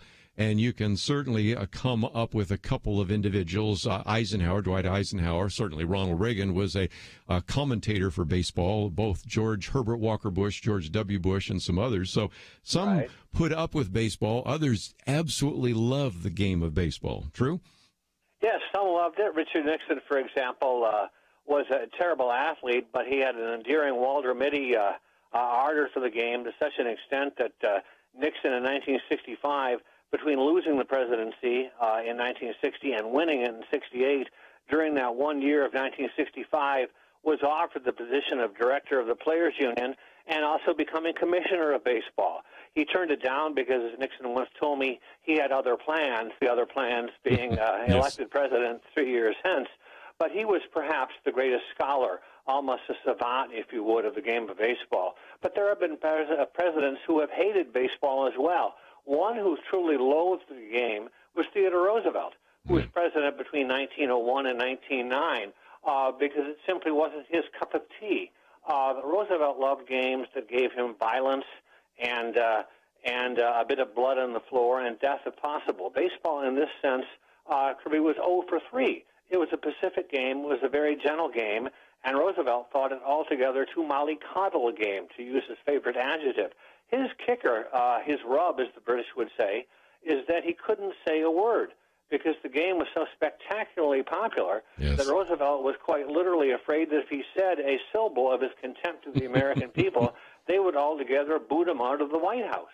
And so this man who charged up San Juan Hill, sent the British White Fleet around the globe, and forged this militaristic foreign policy. The one thing in his life that defeated him was baseball. He went to his grave with America not knowing how much he truly loathed the game. That's incredible. Some of the fun stories here. One that you tell a speaker, Tip O'Neill, actually was talking to Ronald Reagan and actually getting him ready for giving his inaugural address. And he said that desk he was next to was actually belonged to President Cleveland. And according to Tip O'Neill, Ronald Reagan glowed and said, "Hey, Grover Cleveland, I played him in the movies in, of course, the 1952 winning team." And that's when Tip O'Neill said, no, Mr. President, you played Grover Cleveland Alexander, the baseball player. He said, it was then and there that I knew that the nation was in tough shape, but still, Reagan was a good, lovable guy. I'd never heard that story before, but it's just go ahead. Yes. There was this dichotomy, if you would, in O'Neill's vision of Reagan. On the one hand, he was this stunning, almost otherworldly political force that was an enormously difficult force for O'Neill to deal with, this incredibly popular president. And on the other hand, O'Neill did not think him to be a studious president, didn't have a great deal of respect for him in that sense. But in this way, he found him to be a fellow Irishman, and Reagan said that they were enemies before 6 o'clock, or not enemies, but necessarily political antagonists and friends thereafter, as they hoisted a couple Irish brew. But Reagan, in 1952, had played Grover Cleveland Alexander in Reagan's great baseball film, The Winning Team. And Reagan always found that to be fascinating because Grover Cleveland Alexander had two enemies that he had dealt with all of his life. One was alcoholism, and the other was that he had another disease, and that was basically that he had been had this stigmatism all of his life, and he had rather dealt with the fact that alcoholism in that day was considered to be less of a stigmatism, and so in the movie, Grover Cleveland Alexander was played as a drunk because that was less of a social stigma than, in fact, anything else of the time. And so it's interesting how social mores have changed since then. Well, let's take a break, and when we come back, I want to get into a couple of other issues. What about the president throwing out the baseball? Sometimes they threw to an individual, sometimes to a team, and those kinds of things. Where did the idea of a seventh-inning stretch come about? And where did we get the idea of singing Take Me Out to the Ball Game during that time? And just a number of other things, which are just all part of just an incredible book that gets into the history of baseball and also the history of the president's love, or in the case of Teddy Roosevelt, disdain for this American pastime. It's a fascinating book, and if you would want to get a copy of that or pass it on to someone who loves baseball as much as us, or those of us around the table, it is 450 pages. Take you a while to read through it, and I've enjoyed dipping into it as quickly as I could and want to read it in its entirety when I have a little bit more time during the summer. But I think you will find it enjoyable, and we'll come back and continue our conversation with Curt Smith as we talk about some of those traditions that, if you go to a baseball game, actually go fairly far back. And how did they start? We'll talk about that right after these important messages.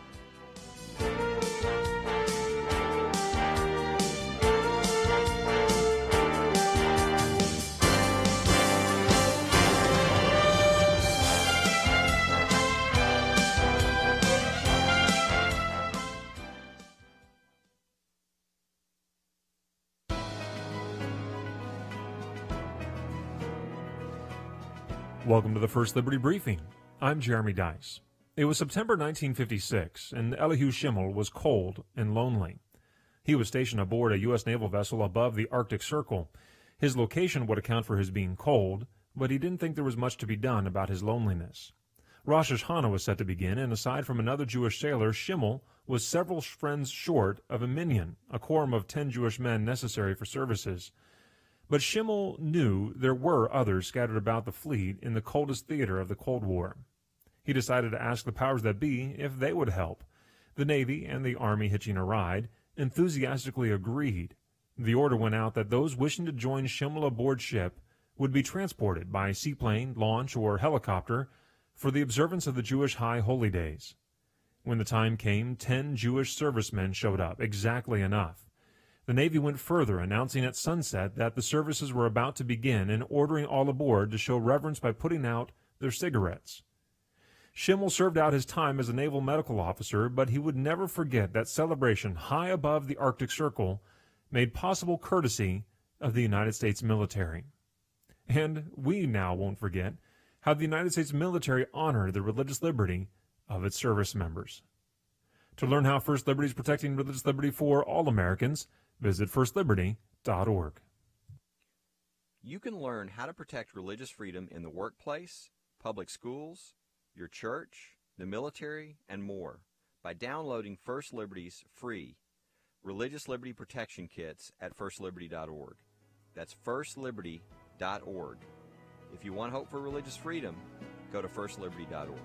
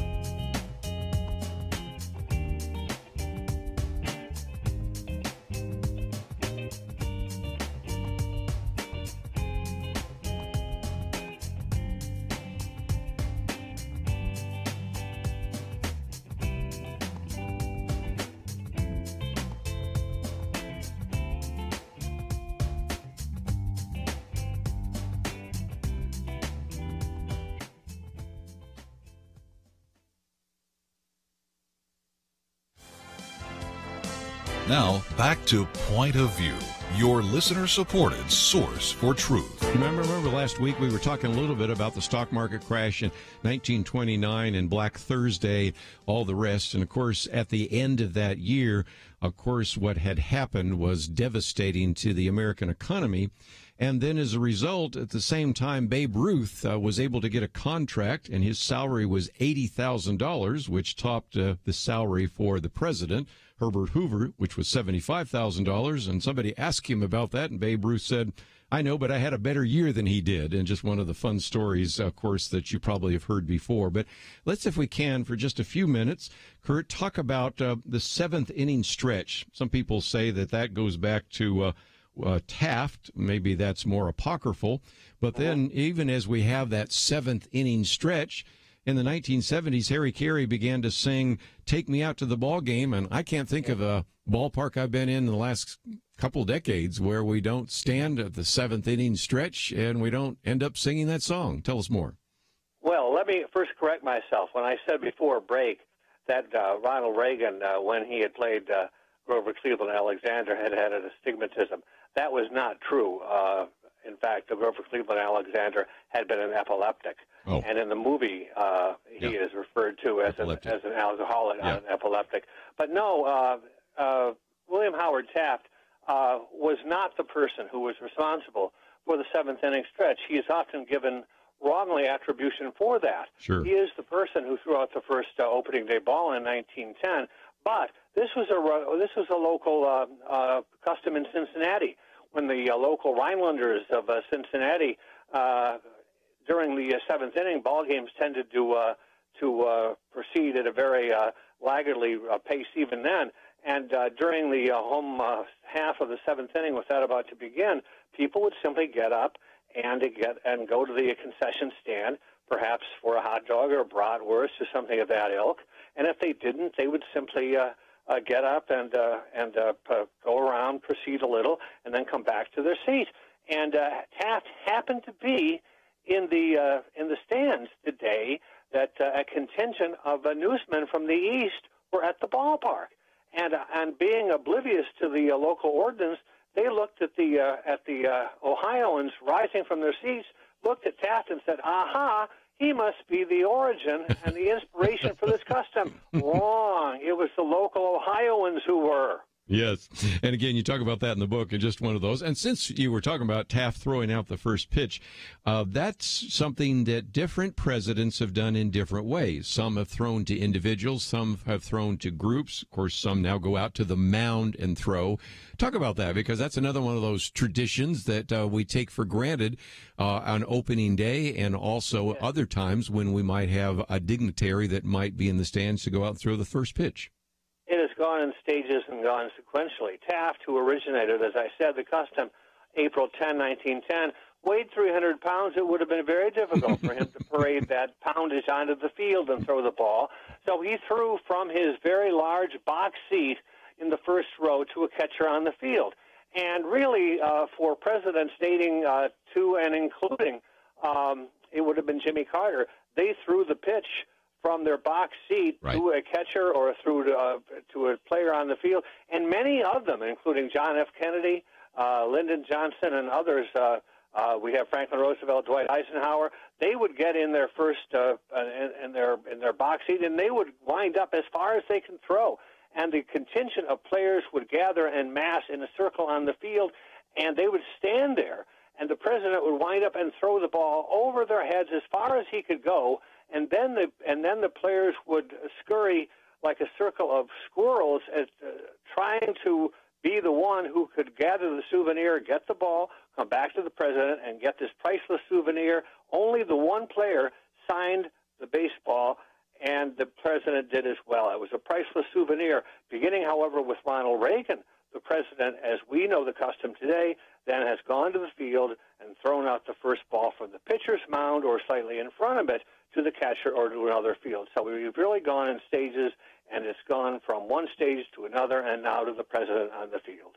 And again, you have a couple of pictures, but one of those, which I still think is so powerful, is a picture of George W. Bush at Yankee Stadium, Game 3, World Series, just weeks after 9/11. Of course, I remember this statement that said, "Don't you throw it in the dirt, they'll boo you." But again, if nothing else, throws a perfect heater down the middle, a perfect strike, and the place erupted, because that was one of those times where we did see national unity. And that was, of course, not the first pitch of the season. It was during the World Series, but it had such significance on 9/11, didn't it? October 30th, the first time that a president had ever been to a World Series game at Yankee Stadium. Shocking, considering how many series the Yankees have been a part of.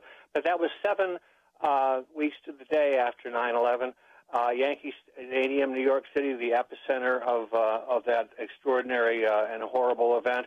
And there's Bush being advised by Derek Jeter to stand in the pitching rubber and not to bounce it and not to throw in front of the rubber, or I'll be booed by the crowd. He goes to the mound. This former owner of the Texas Rangers, a baseball fan all of his life, he winds up, and as you will remember, he could not have thrown a more precise strike, more split the plate, if he had walked that 60 feet, 6 inches from the pitching rubber to the catcher and planted that ball more lovingly in the catcher's mitt. It was a stunning event. George W. Bush was never more a hero, never more a unifying president than he had been that night, never before nor since. And I bet his father, who played for the Yale baseball team, probably cheered as well, because it was a perfect throw. We're just about out of time, and I would have more markings in the book than I have time to talk about. But let's just talk about the value of the book, because I just think that what you have tried to do is give us not only the history of baseball, but how, as baseball has unfolded, you tell us quite a bit because you're also a political analyst about what was happening in our country and what was happening with various presidents. So whether you love politics or baseball, in my case I love both, this would be a great book to hand to some individuals or maybe buy as a present to our individuals that would like to know a little bit more. I'm a former speechwriter to Bush's dad, Bush 41, George Herbert Walker Bush, and so baseball and politics run deep in my blood. And this is the nation's office, the presidency, and the nation's game, baseball. No one had ever done this to try to have this twinning of the heart of the nation's two institutions. And we've gone really back to the beginning of the country, before the country, and talked about how each president has related to baseball, and the reverse is true. And really nothing has mattered more to the country than these two institutions. And as one has related to the other, we've learned a great deal about the institutions and a great deal about ourselves. Well, again, I think, Curt, you've done a great service, and I really appreciate you giving us some time today. The book is entitled The Presidents and the Pastime. I might mention we do have a link to your website, so as people land on your website, what will they find, and what are some resources that are available to them? It's CurtSmithUSA.com, and learn a great deal, if they want, about my background, and more to the point about the book and what's inside the book, and anecdotes about it, and the research involved within it, and about the presidents involved. And again, I have a link to CurtSmithUSA.com. We also have a link in case this might be a little difficult book to find in some bookstores, but you should be able to find it in some. But if you don't, we have a link so that you can get it in hardcover or in Kindle. And so, Curt, I appreciate you being with us today. Always enjoy my time in upstate New York, and I certainly appreciate how cool it was when we were up there a few weeks ago. It's a little bit warmer down here in the rest of the country. So thank you for joining us today here on Point of View. Kirby, my pleasure. Thank you so much. We're going to take a break, and when we come back, get into a couple of issues in the news. A little bit later, Gary Bauer will be with us. We'll be talking about Israel and about religious liberty and about persecuted Christians. So we have a lot more to cover. All that takes place right after these important messages.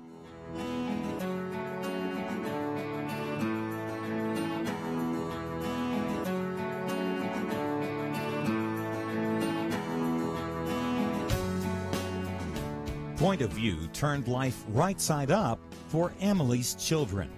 Emily listens in Illinois. She and her husband blissfully sent their children off each day to what she called our small, quaint public school, until Point of View led them to watch the documentary Indoctrination. She said, "We came to realize the need for us to educate our children at home. We want their education to be built on the solid foundation of Scripture." Emily said that would not have happened were it not for Point of View's bold consistency of shining light on public education. Your support for Point of View changes the future for children like Emily's. It leads people to start schools and ministries and businesses that change lives. How has the Truth Team impacted you?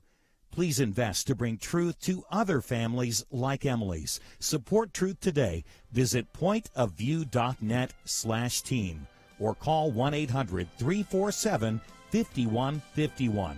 800-347-5151 and pointofview.net/team. Point of View will continue after this.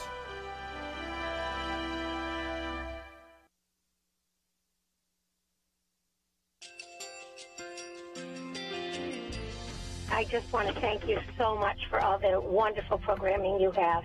You're just absolutely fantastic. I recently started listening to Point of View, and I really found it interesting because of the different subjects you cover. Thank you for that. I really appreciate everything that you do in keeping us informed. Thank you, Kirby, for everything that you have been doing. I appreciate all the work that you're doing, advocating for the Word of God. Thank you so much. Point of View, I think, is absolutely necessary because it's a Christian perspective, a biblical worldview perspective, and receive very current, up-to-date information about what is really going on, week to week in our culture, which is changing so rapidly, and yet it's morally sliding backwards. Yeah, first of all, I think y'all's program is wonderful, and enjoy it every day. I learn so much every time I listen to it. Point of View Radio Talk Show.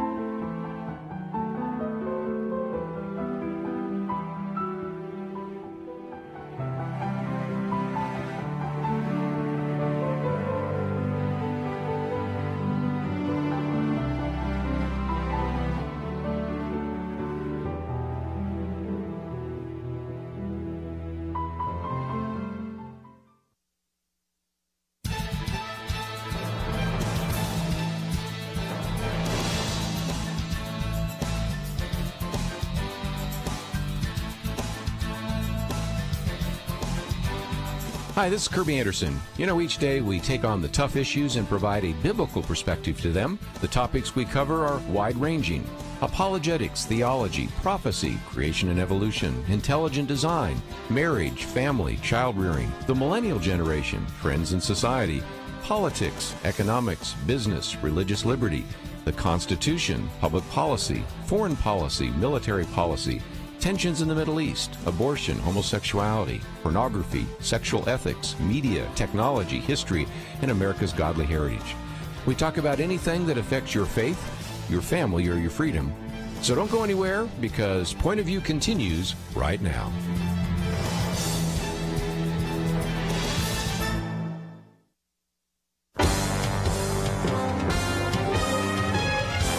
Across America, live. This is Point of View.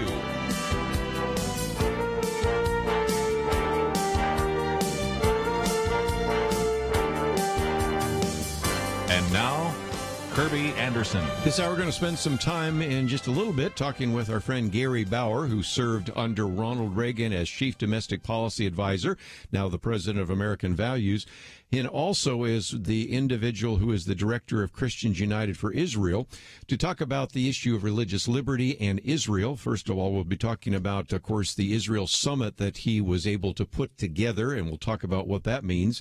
He's also been put on the U.S. Commission on International Religious Freedom, and so that will be looking at a number of issues, not only the persecution of Christians, but the anti-Semitism that's taking place across the world. And he was also yesterday at the Religious Liberty Summit. Now, we'll get a full report from Kelly Shackelford on Friday, who was at that Religious Liberty Summit. But before we wait till Friday, when Kelly's in studio, Gary Bauer was there as well, and actually writes about quite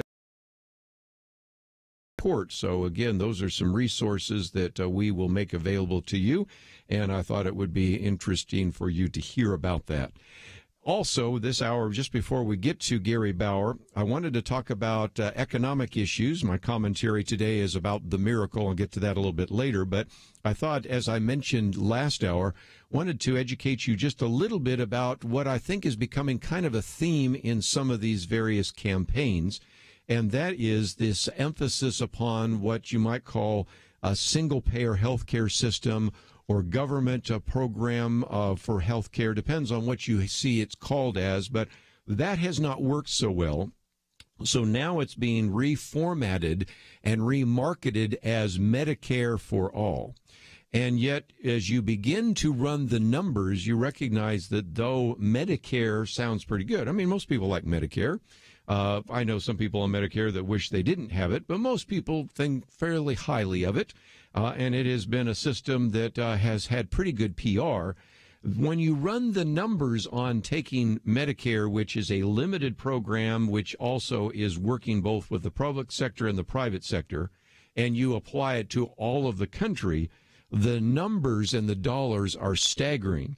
One study that came out recognized that it would cost an additional $32 to $33 trillion over the next decade. And so, as some people have said, Bernie Sanders, who's been promoting this, has not reacted well to all of this. And so there have been some, like Bernie Sanders, and some of his defenders, like Dylan Scott on the Vox and some other people at Mother Jones, who've said, no, this actually is going to be a bargain. You know, this idea of a $32 trillion additional expender in federal spending, that may be true, but when you look at overall health care spending, it actually would reduce costs. Now, first of all, we've been down this road before, haven't we? Do you remember the promise that if you like your plan, you can keep your plan. If you like your doctor, you can keep your doctor, that this Obamacare plan actually will reduce the expenditures that you as a family make every year by up to $2,500. Remember any of those? Okay, so we've been here before. And so the defenders who have tried to help us see that even though this would cost an additional $32 trillion, let me put that in perspective. Right now, the national debt, the debt from George Washington all the way up to now Donald Trump, is about $20 trillion. This is more than that, okay? So that gives you an idea of how much money we're talking about here. But they're still arguing that there are some ways that this will bring about savings. So let's dig into the plan. Charlie Cook has done a good job, and in the interest of time, let me just mention 3 aspects of the Bernie Sanders plan. Now, you might say, well, this is only Bernie Sanders. After all, he's a senator from Vermont. He's a socialist. He's sort of an outlier. There aren't that many socialists in Congress. Well, that's true, but you've got to recognize that we're starting to see more elected. Alexandria Ocasio-Cortez is a good example of that. And more importantly, as I will point out in just a minute from a piece by Rich Lowry, you have not just Senator Bernie Sanders, who no doubt is going to run next time for the presidency and might be the Democratic nominee, but you also have a variety of other presidential contenders on the Democratic side. Elizabeth Warren has pretty much signed off on this plan. Cory Booker in New Jersey has signed off on this plan. In California, it looks like Kamala Harris has signed into this plan as well. Joe Biden, not necessarily yet, but we'll see where that takes him. And so you start looking at the individuals who are sort of the odds-on favorite to be the Democratic nominee for president, and they've pretty much signed on to this. And then you look at the number of Democratic members of the House of Representatives that are part of this Medicare for All caucus, and that's about 1/3 of the Democratic members in the House of Representatives. So this isn't just a small issue, it's a pretty big issue. So let's look at how, at least according to Bernie Sanders and according to his supporters, this would actually save money. Number one, under their plan, it would force every doctor and every hospital in America to accept Medicare reimbursement rates for all patients. Right now, those are 40% lower than the rates paid by private insurance. And so this would assume that they would, even though you put a gun to their head and tell them that they have to do that, that they would continue to take patients. Some of them might just simply say, I'm not going to be a doctor anymore. Or as a hospital, we're going to go to a different system. And so the first thing is you, in order for this to work, force individuals right now, doctors and hospitals, to actually receive 40% less than they do for private insurance. Number two, in order to pay for this, you still have to raise taxes, and that would be to raise taxes by approximately 10% of the gross domestic product. Right now, if you go and actually figure out a way to double everybody's taxes, by the way, are you ready to get your taxes doubled? Okay, I just wanted you to think that through for a minute, that these would almost have to be doubled overnight. They couldn't be scaled up. They'd have to be doubled overnight to even come close to paying for it. And in a minute, I'm going to show you that that wouldn't pay for it either. And then finally, in addition to forcing every doctor and hospital to accept Medicare reimbursement rates, in addition to actually, in most cases, doubling the tax rate of most individuals, you'd also, as it says here, have to explain to the 150 million people that have private insurance right now that the rules have changed so dramatically that, number one, they can no longer keep their plans. And number two, that tens of millions among them will be paying more in taxes than they were previously paying in both premiums and out-of-pocket costs. So there are some consequences to this. So when we come back from the break, I want to read from a piece by Rich Lowry, who reminds us that this debate we're having right now is really a debate about socialism. But it's not really a debate about socialism in Venezuela. It's not about whether it's fair to call Democrats socialists. It's really about whether or not we would have essentially kind of a socialist economy here in the United States as it comes to the issue of health care. And again, a lot of people have said that this is unserious. So we're going to come back to Charlie Cook, who also talks about the unserious face of what is an unserious movement. Why am I doing this? Well, if you have a candidate that says, I support Medicare for all, this is what it really entails. And you, as a voter, need to ask some good questions and need to have some discernment, which is why we're running some of those numbers. And in a minute, citing not just one study, but other studies that all come to the same conclusion. Let's take a break. We'll come back with more right after this.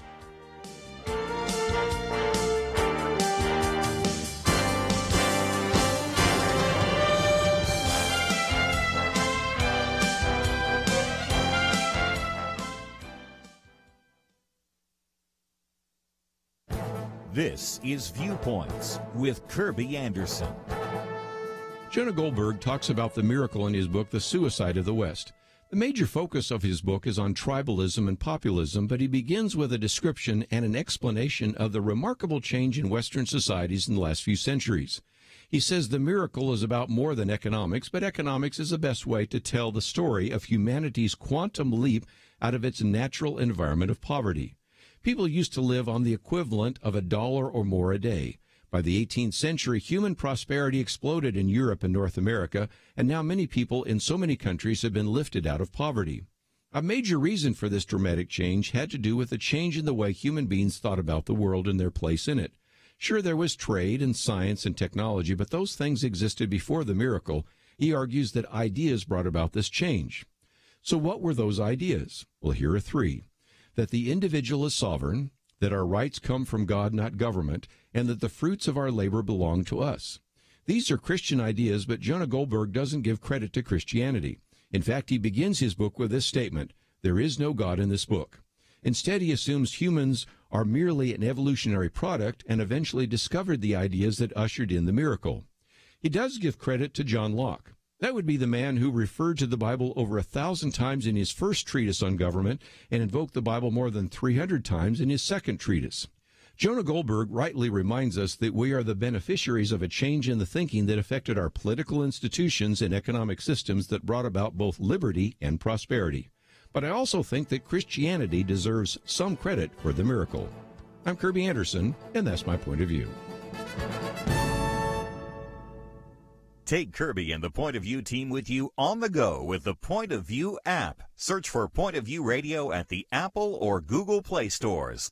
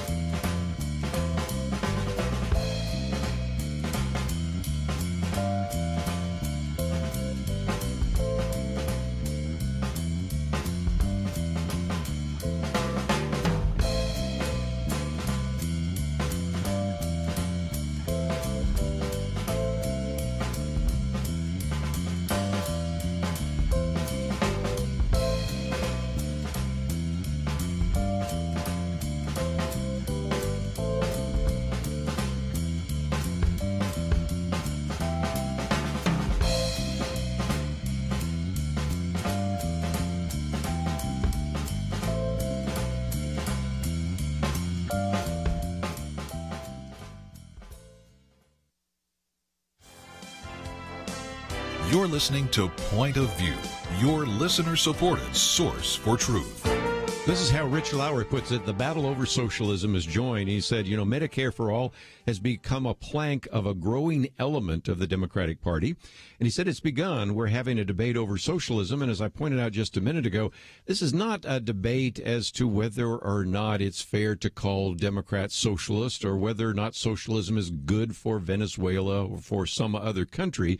But he says this is really a debate about socialist policies here in the United States. And a lot of it has to do with the amount of press attention that has been given to the cost of Medicare for All, which also could be called single-payer plan or universal health coverage.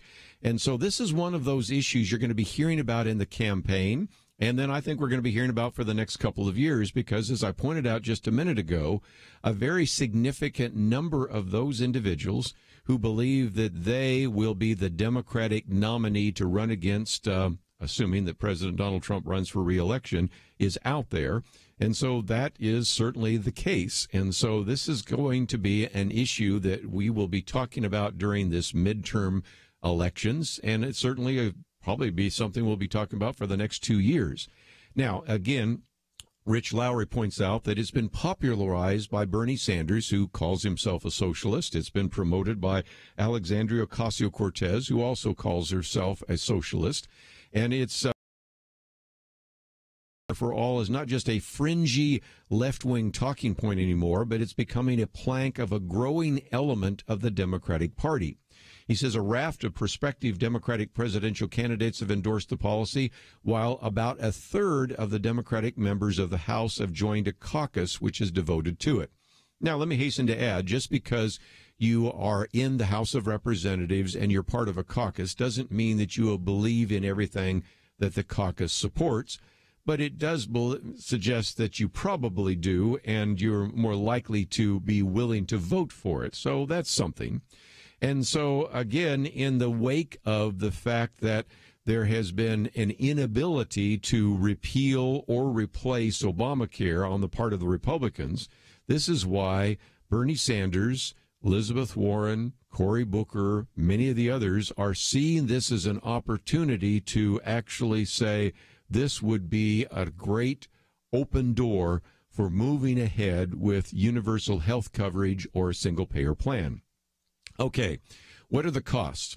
Well, a new study of its costs from the Mercatus Center concluded that Medicare for All would increase federal spending by almost $33 trillion. I've said $32 trillion, but if you round it up, it's $33 trillion. If you round it down, it's $32 trillion. What's $1 trillion amongst friends anyway? And this would be $32 to $33 trillion over 10 years. This is increased spending. Now, I love what Rich Lowry says. To put that in non-technical terms, that's a lot.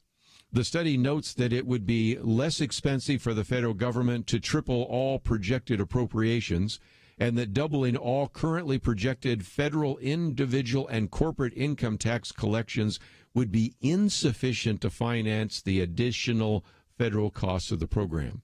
So even if you were to double the taxes, that might not be enough. Though, again, we keep hearing, well, if we can just force every doctor and every hospital to accept Medicare reimbursement rates, maybe we can begin to get closer to that. Lots of luck with that. So anyway, supporters, of course, also have challenged the study. And that makes sense. You know, after all, the Mercatus Center is a little more conservative, but you can go back to a study done by the Urban Institute in 2016, which is 2 years old, but nevertheless came to the same conclusion. And the other way to look at this is to look at two states, Vermont and California. Let's look at Vermont. Bernie Sanders is the senator from Vermont, and Vermont, home of Bernie Sanders, abandoned a single-payer proposal after the Democratic governor concluded that it was not fiscally sustainable. Let's look at California. Even though you have Democratic supermajorities in California, which means Republicans could not block it, nevertheless, California gave up on their single-payer proposal last year for the same reason, because the projected cost was twice as much as the state budget. So what we see is that it's just going to not be fiscally responsible, which is why so many people have called some of these proposals unserious. I'll get to the unserious face of the unserious movement in just a minute. But again, the upside, he says, is for Medicare for All purports to save on overall health care spending by ratcheting down payments to health care providers. Medicare does indeed pay less to hospitals than they do to private insurers, but it's not clear whether or not hospitals would be sustainable if they could only count on Medicaid-level support payments, and as a result, of course, you have to come to grips with something else.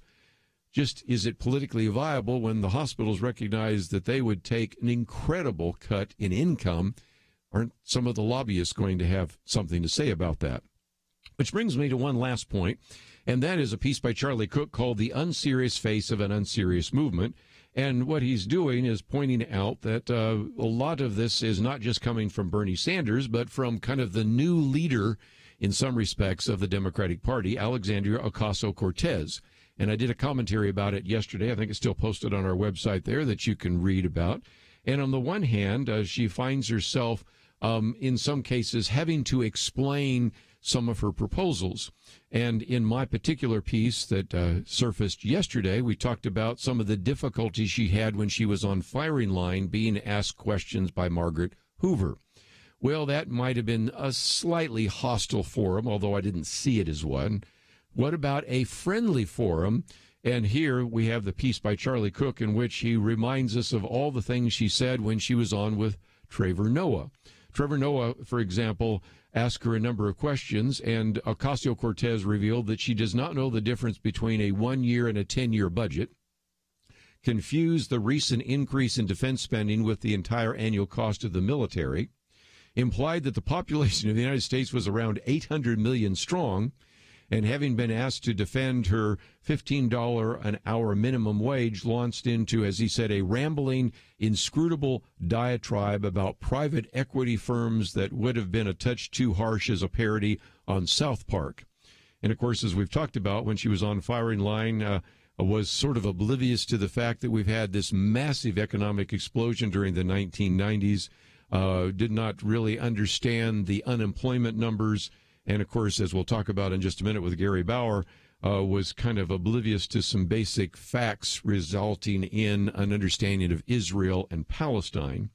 And so all of that is what you might expect from a new candidate for Congress. But in the midst of this, you have this incredible self-confidence. Let me just read from two of her tweets. She had a tweet, for example, in which she the other day said she was wondering how many other House Democrats have a degree in economics like I do, emphasizing the word other, making a big deal about the fact that, well, I have an economics degree. In light of some of the economics mistakes she's made so far, maybe she should get her money back. But nevertheless, that's one of those. And then she had another one, of course, critical of the Republicans, no surprise there. If you think the Republican Party is terrified of my politics now, just wait until they find out about public libraries. It's just amazing some of the things that she has said. And, of course, a lot of people said, well, we don't need to be harsh on her. I mean, after all, she's just a first-time candidate to Congress. Well, I love what Charlie Cook points out, and that is this. Prone to ask, are you making a big deal of this first-year candidate for Congress? The answer, because they are, because she's being hyped as the next big thing. She's now within the vanguard of the extra serious America, because she's making videos with Bernie and being toasted on Sunday shows and running around the country on breathless, bug-eyed endorsement tours, and because, in other words, it is unreasonable to expect any political conversation to be one-sided, even if it's a favored person who said she sat down recently, as she mentioned the other day, with a Nobel Prize-winning economist. So the point I'm making is, if you're going to pay attention during this campaign season, you need to ask some really good questions. Most importantly, about how expensive is Medicare for all going to be? And more importantly, how confident are some of these individuals who are willing to run for office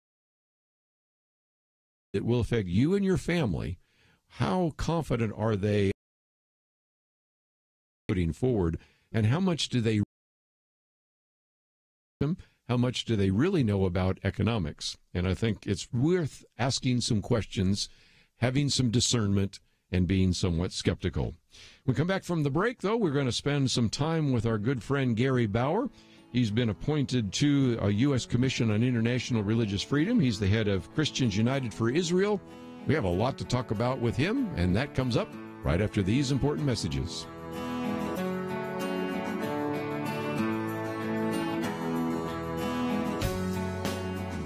Why should you become a partner with Point of View Radio?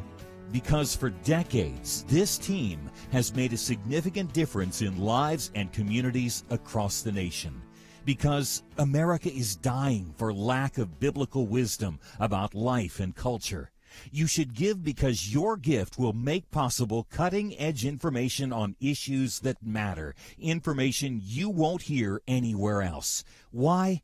Because your gift will change lives, because you'll influence our culture with biblical truth, and because you can make a difference for the future. Our nation needs a truth team very badly. Support Point of View Radio today at pointofview.net. Click on Join the Truth Team and choose your level of support. Pointofview.net. Or call 800-347-5151, 800-347-5151. Or mail that first donation to Point of View, Box 30, Dallas, Texas 75221. Box 30, Dallas 75221. Point of View will continue after this.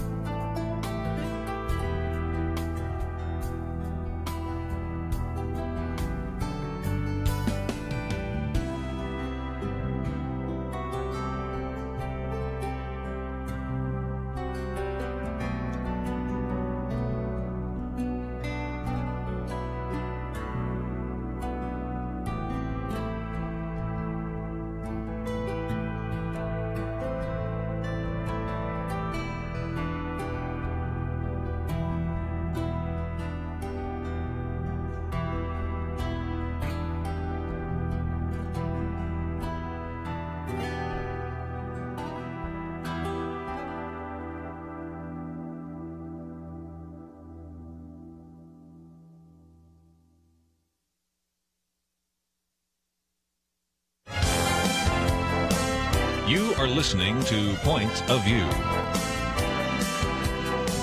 The opinions expressed on Point of View do not necessarily reflect the views of the management or staff of this station. And now, here again is Kerby Anderson. Final half hour, we're going to spend some time talking about religious freedom and religious liberty, also talking about Israel.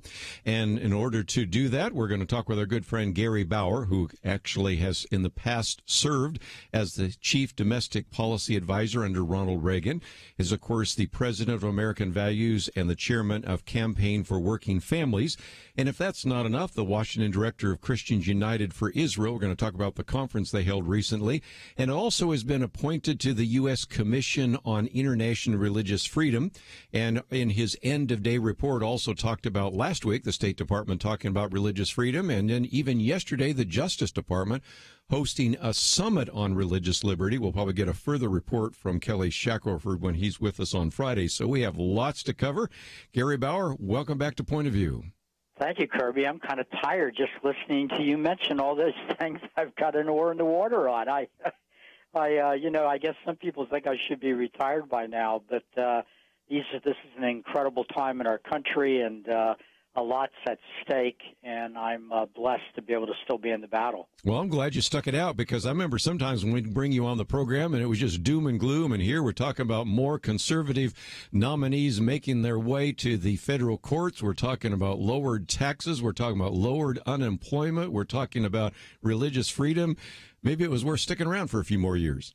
It definitely was, and I know it's something that's been well talked about already, but I think a lot of folks, a lot of conservatives had other candidates that they were hoping would be nominated to run for president against Hillary Clinton than the candidate that ended up getting the nomination. But as I'm sure your listeners know, President Donald Trump now has the highest approval rating among Republican and conservative voters than any modern Republican president since George W. Bush in the aftermath of the 9/11 attack. And, of course, we know those approval ratings in the case of President Bush ended up dropping fairly rapidly over the next year. So this, in some ways, unlikely hero, a New York populist billionaire, has shown more fight and more commitment on things that conservatives and values voters care about than quite a few other people in American political life. Well, again, the first reason I wanted to have you on was to talk about Israel, but we'll get into religious freedom in just a minute. And that is, you had a conference, and of course, you've been the director of Christians United for Israel. And there are just a lot of things happening, both positive and negative. I mean, shooting down a Syrian warplane, Israel, but at the same time, everything from moving the embassy from Tel Aviv to Jerusalem to probably the strongest relations I can remember in at least the last 10 years that between the United States and Israel. And you seemed, as I was reading your end-of-day report, very encouraged by the conference that you held here in Washington, D.C. What did you find? Well, it was a record-breaking conference for Christians United for Israel. We had over 6,000 people, very enthusiastic. And these are, by and large, folks from the heartland of America. They're probably 99% Christians and evangelical Christians, and they take the Scripture at its word when God says to Abram, "He who blesses you, I will bless. He who curses you, I will curse." But, Kirby, in addition to that, these folks are very well educated about, even if you put the religious imperative aside, there's all kinds of geopolitical reasons that Israel and the United States, in a very dangerous world, must stand shoulder to shoulder. And it's not a one-side relationship. We certainly help Israel with military aid, and they certainly help us by being the point of the spear in the Middle East, sharing their intelligence information with us, which is outstanding information, often better than our own intelligence agencies are able to gather. And, of course, we have mutual enemies, not the least of which is Iran. So we heard from Israeli Ambassador Dermer at the convention and U.S. Ambassador to the United Nations, Ambassador Haley, and they got incredible reactions to their speeches. So it was a very encouraging conference, and one that shows the U.S., Israel, and the Christian Jewish alliance continues to grow. One of the articles we've posted here is an article came out. Trump names evangelical pro-Israel activists to Religious Freedoms Commission. Now, you see that in some papers, that would be negative, but this comes from the Times of Israel, so they see it as a positive. And you have 9 members of the commission. One is Gary Bauer. The other one is Tony Perkins, to mention just a few. I feel real comfortable about that as well. Some of these commissions in the past, you wonder how much they really care about things like persecution of Christians or anti-Semitism. But those are the things you're talking about in the commission, aren't they?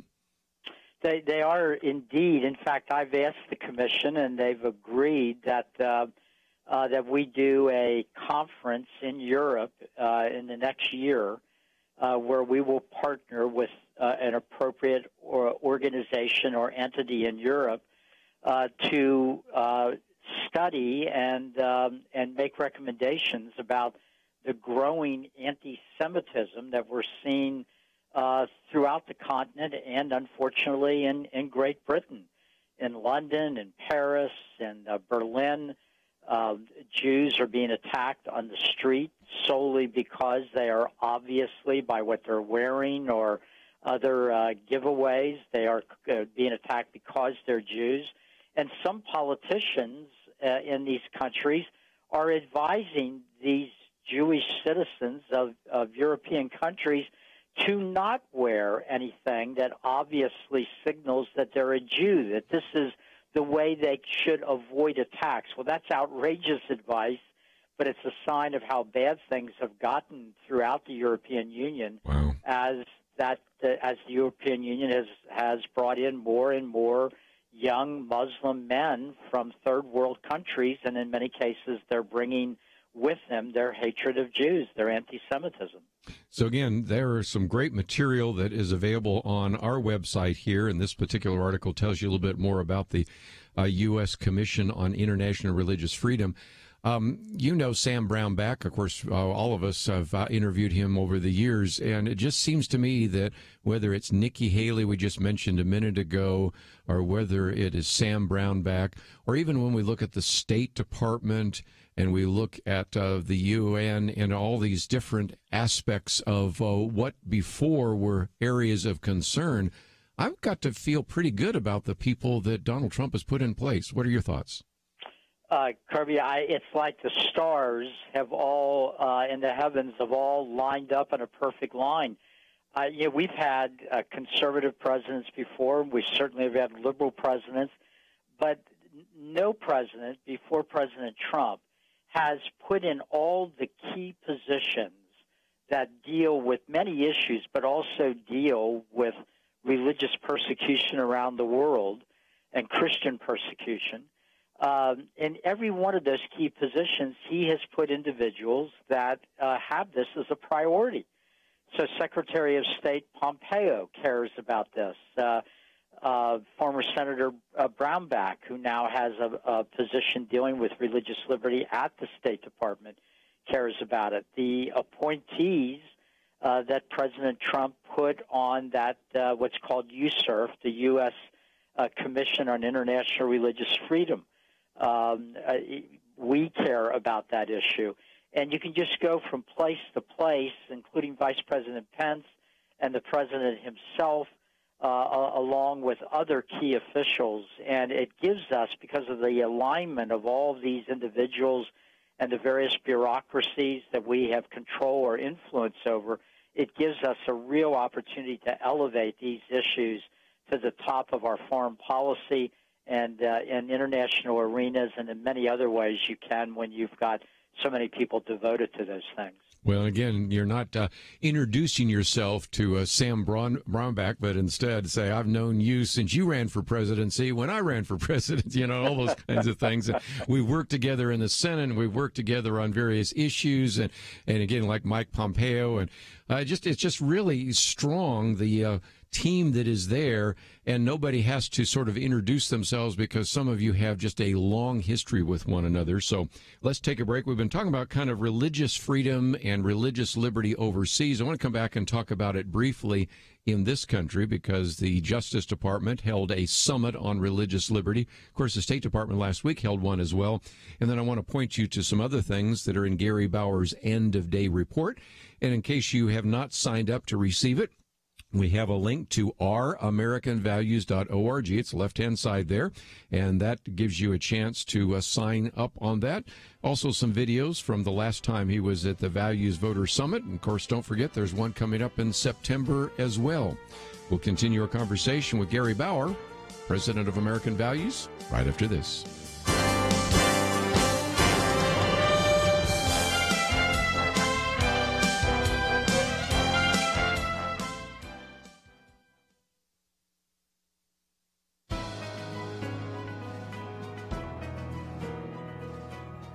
Welcome to the First Liberty Briefing. I'm Jeremy Dice. It was September 1956, and Elihu Schimmel was cold and lonely. He was stationed aboard a U.S. naval vessel above the Arctic Circle. His location would account for his being cold, but he didn't think there was much to be done about his loneliness. Rosh Hashanah was set to begin, and aside from another Jewish sailor, Schimmel was several friends short of a minyan, a quorum of 10 Jewish men necessary for services. But Schimmel knew there were others scattered about the fleet in the coldest theater of the Cold War. He decided to ask the powers that be if they would help. The Navy and the Army, hitching a ride, enthusiastically agreed. The order went out that those wishing to join Schimmel aboard ship would be transported by seaplane, launch, or helicopter for the observance of the Jewish High Holy Days. When the time came, 10 Jewish servicemen showed up, exactly enough. The Navy went further, announcing at sunset that the services were about to begin and ordering all aboard to show reverence by putting out their cigarettes. Schimmel served out his time as a naval medical officer, but he would never forget that celebration high above the Arctic Circle made possible courtesy of the United States military. And we now won't forget how the United States military honored the religious liberty of its service members. To learn how First Liberty is protecting religious liberty for all Americans, visit firstliberty.org. You can learn how to protect religious freedom in the workplace, public schools, your church, the military, and more by downloading First Liberty's free Religious Liberty Protection Kits at firstliberty.org. That's firstliberty.org. If you want hope for religious freedom, go to firstliberty.org.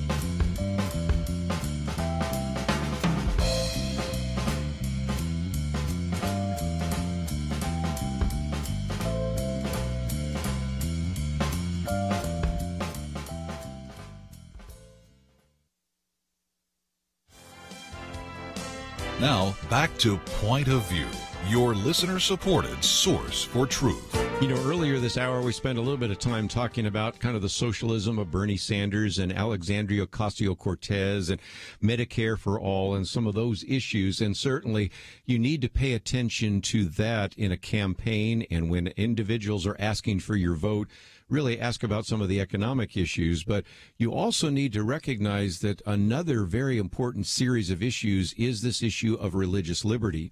And I want to give high marks again to the Trump administration and to the Attorney General, because yesterday the Justice Department hosted a summit on religious liberty. Kelly Shackelford was there. He'll be with us on Friday to talk more about that. But Gary Bauer, it's important for us to recognize that religious liberty right now is sort of hanging in the balance, in part because we have a divided Supreme Court. So far, almost all the decisions have gone 5-4 the right way, but you know only so well as I do as well that it could go 5-4 the other way with the wrong appointments. So who you have in the Senate to confirm various judges who might eventually be justices on the Supreme Court, and who you have in the House and the Senate in terms of some of these religious liberty issues really matters, doesn't it? It matters a great deal, Kirby, and in some ways, it shouldn't matter because the Constitution is clear, I think, to any reasonable person that the free exercise of religion means what it says, and the fact that it's part of the First Amendment should be telling. But we've had left-wing courts for decades in this country ignore rights that are clearly outlined in the Constitution and create rights that nobody can find in the Constitution. Yes. So, we're in better shape than we were going into the presidential election in 2016. The vacancy of Justice Scalia was replaced with Justice Gorsuch, and that I think is we didn't lose any ground there. We held our ground. Now we've got the vacancy of Justice Kennedy, and we've got Judge Kavanaugh that has been nominated by President Trump. And I think on this appointment, we will actually improve our position because I think Kavanaugh will be somewhat better than Kennedy was on religious liberty issues. But that still only gives us around a 5+ majority over 4 liberal justices.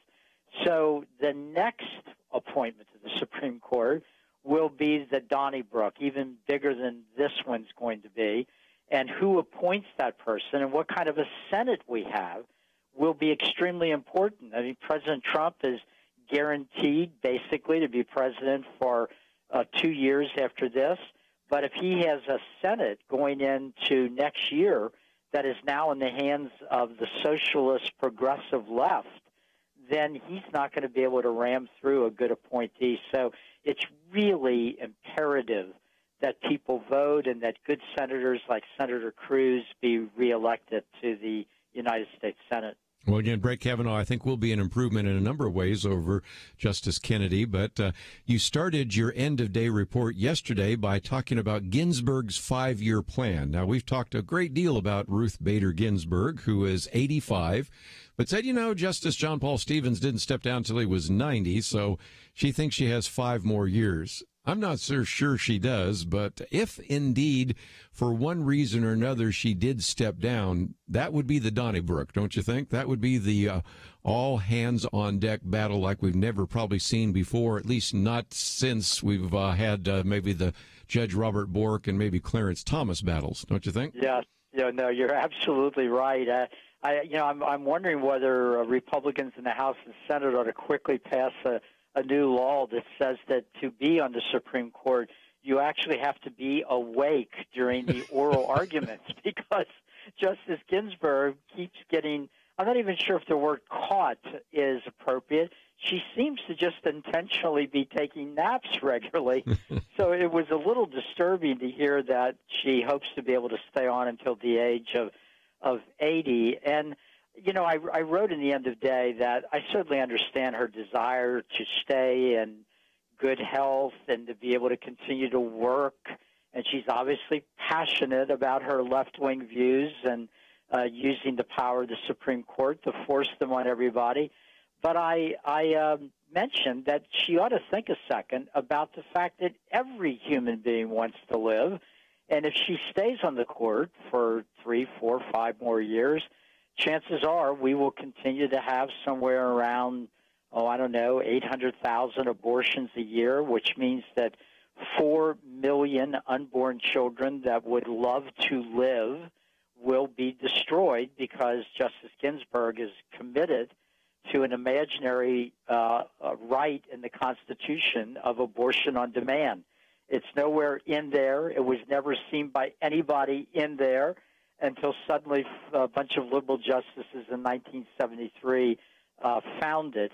And I urged her in these final years of her time on the court to show mercy to those innocent unborn children. Well said.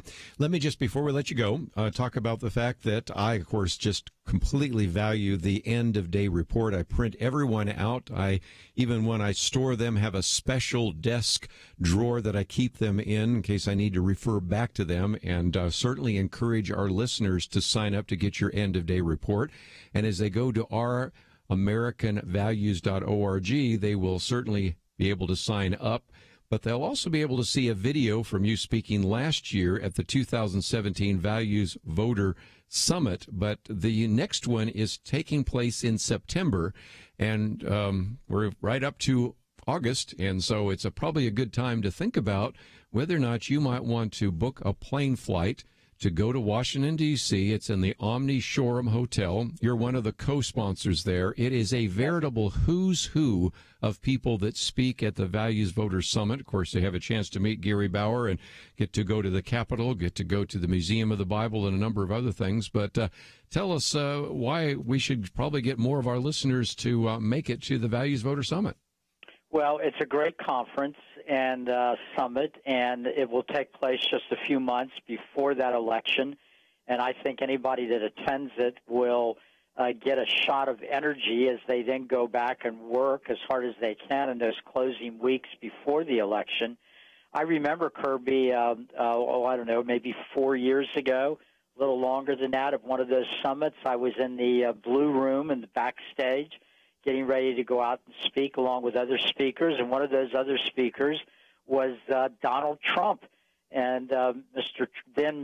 Trump saw me and asked me to come over in the corner, and we stood there and talked for about 20 minutes as he asked for some input about what really appeals to social conservatives and religious conservatives. And it was the beginning of a good relationship with now the President of the United States. Hopefully he might end up speaking too, but it's a great summit, a great conference with like-minded people, and Washington this year is the place to be for that event. Well, Gary, it's always great to have you on the program. Look forward to the next opportunity. I encourage people to pray for you as an individual that is the president of American Values, the chairman of the Campaign for Working Families, the Washington Director of Christians United for Israel, and also a member of the U.S. Commission on International Religious Freedom. That wears me out, and I know that's not the whole list, so we certainly encourage you to pray for Gary Bauer. Thanks for being with us today. Thank you, Kirby. God bless. That's all we have for today. Our Millennial Roundtable tomorrow, and we look forward to that opportunity. If you find yourself saying, I need to read some of the things you guys are talking about here, need to maybe get that end-of-day report, we have all of those links right there on the website, pointofview.net. I want to thank Andrew and Stephanie and Steve for their help behind the scenes. Have a great day. We'll see you back here tomorrow, right here on Point of View on our Millennial Roundtable.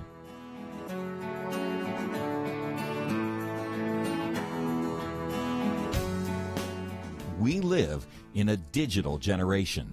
Point of View is reaching this often overly plugged-in generation with truth. You can keep up with us 24 hours a day using your phone, your tablet, your laptop, or your desktop. Search for the Point of View Radio Talk Show on Facebook, where you can keep up with today's issues, learn about current and upcoming guests by liking us on Facebook. Also, follow us on Twitter. Our handle is @PointOfViewRTS. That stands for Point of View Radio Talk Show. Learn, interact, make a difference with Point of View using new media. And here's one way you can make a big difference. Help us increase our reach by spreading the word among your friends. Share a Facebook post. Tag us in a tweet. With enough joining us to plant seeds, we'll see a tremendous harvest. Come on, it only takes a minute. Search for Point of View Radio Talk Show on Facebook, @PointOfViewRTS on Twitter, and subscribe to the Point of View Radio Talk Show channel on YouTube. Learn, interact, share. The Point of View Radio Talk Show. Point of View is produced by Point of View Ministries.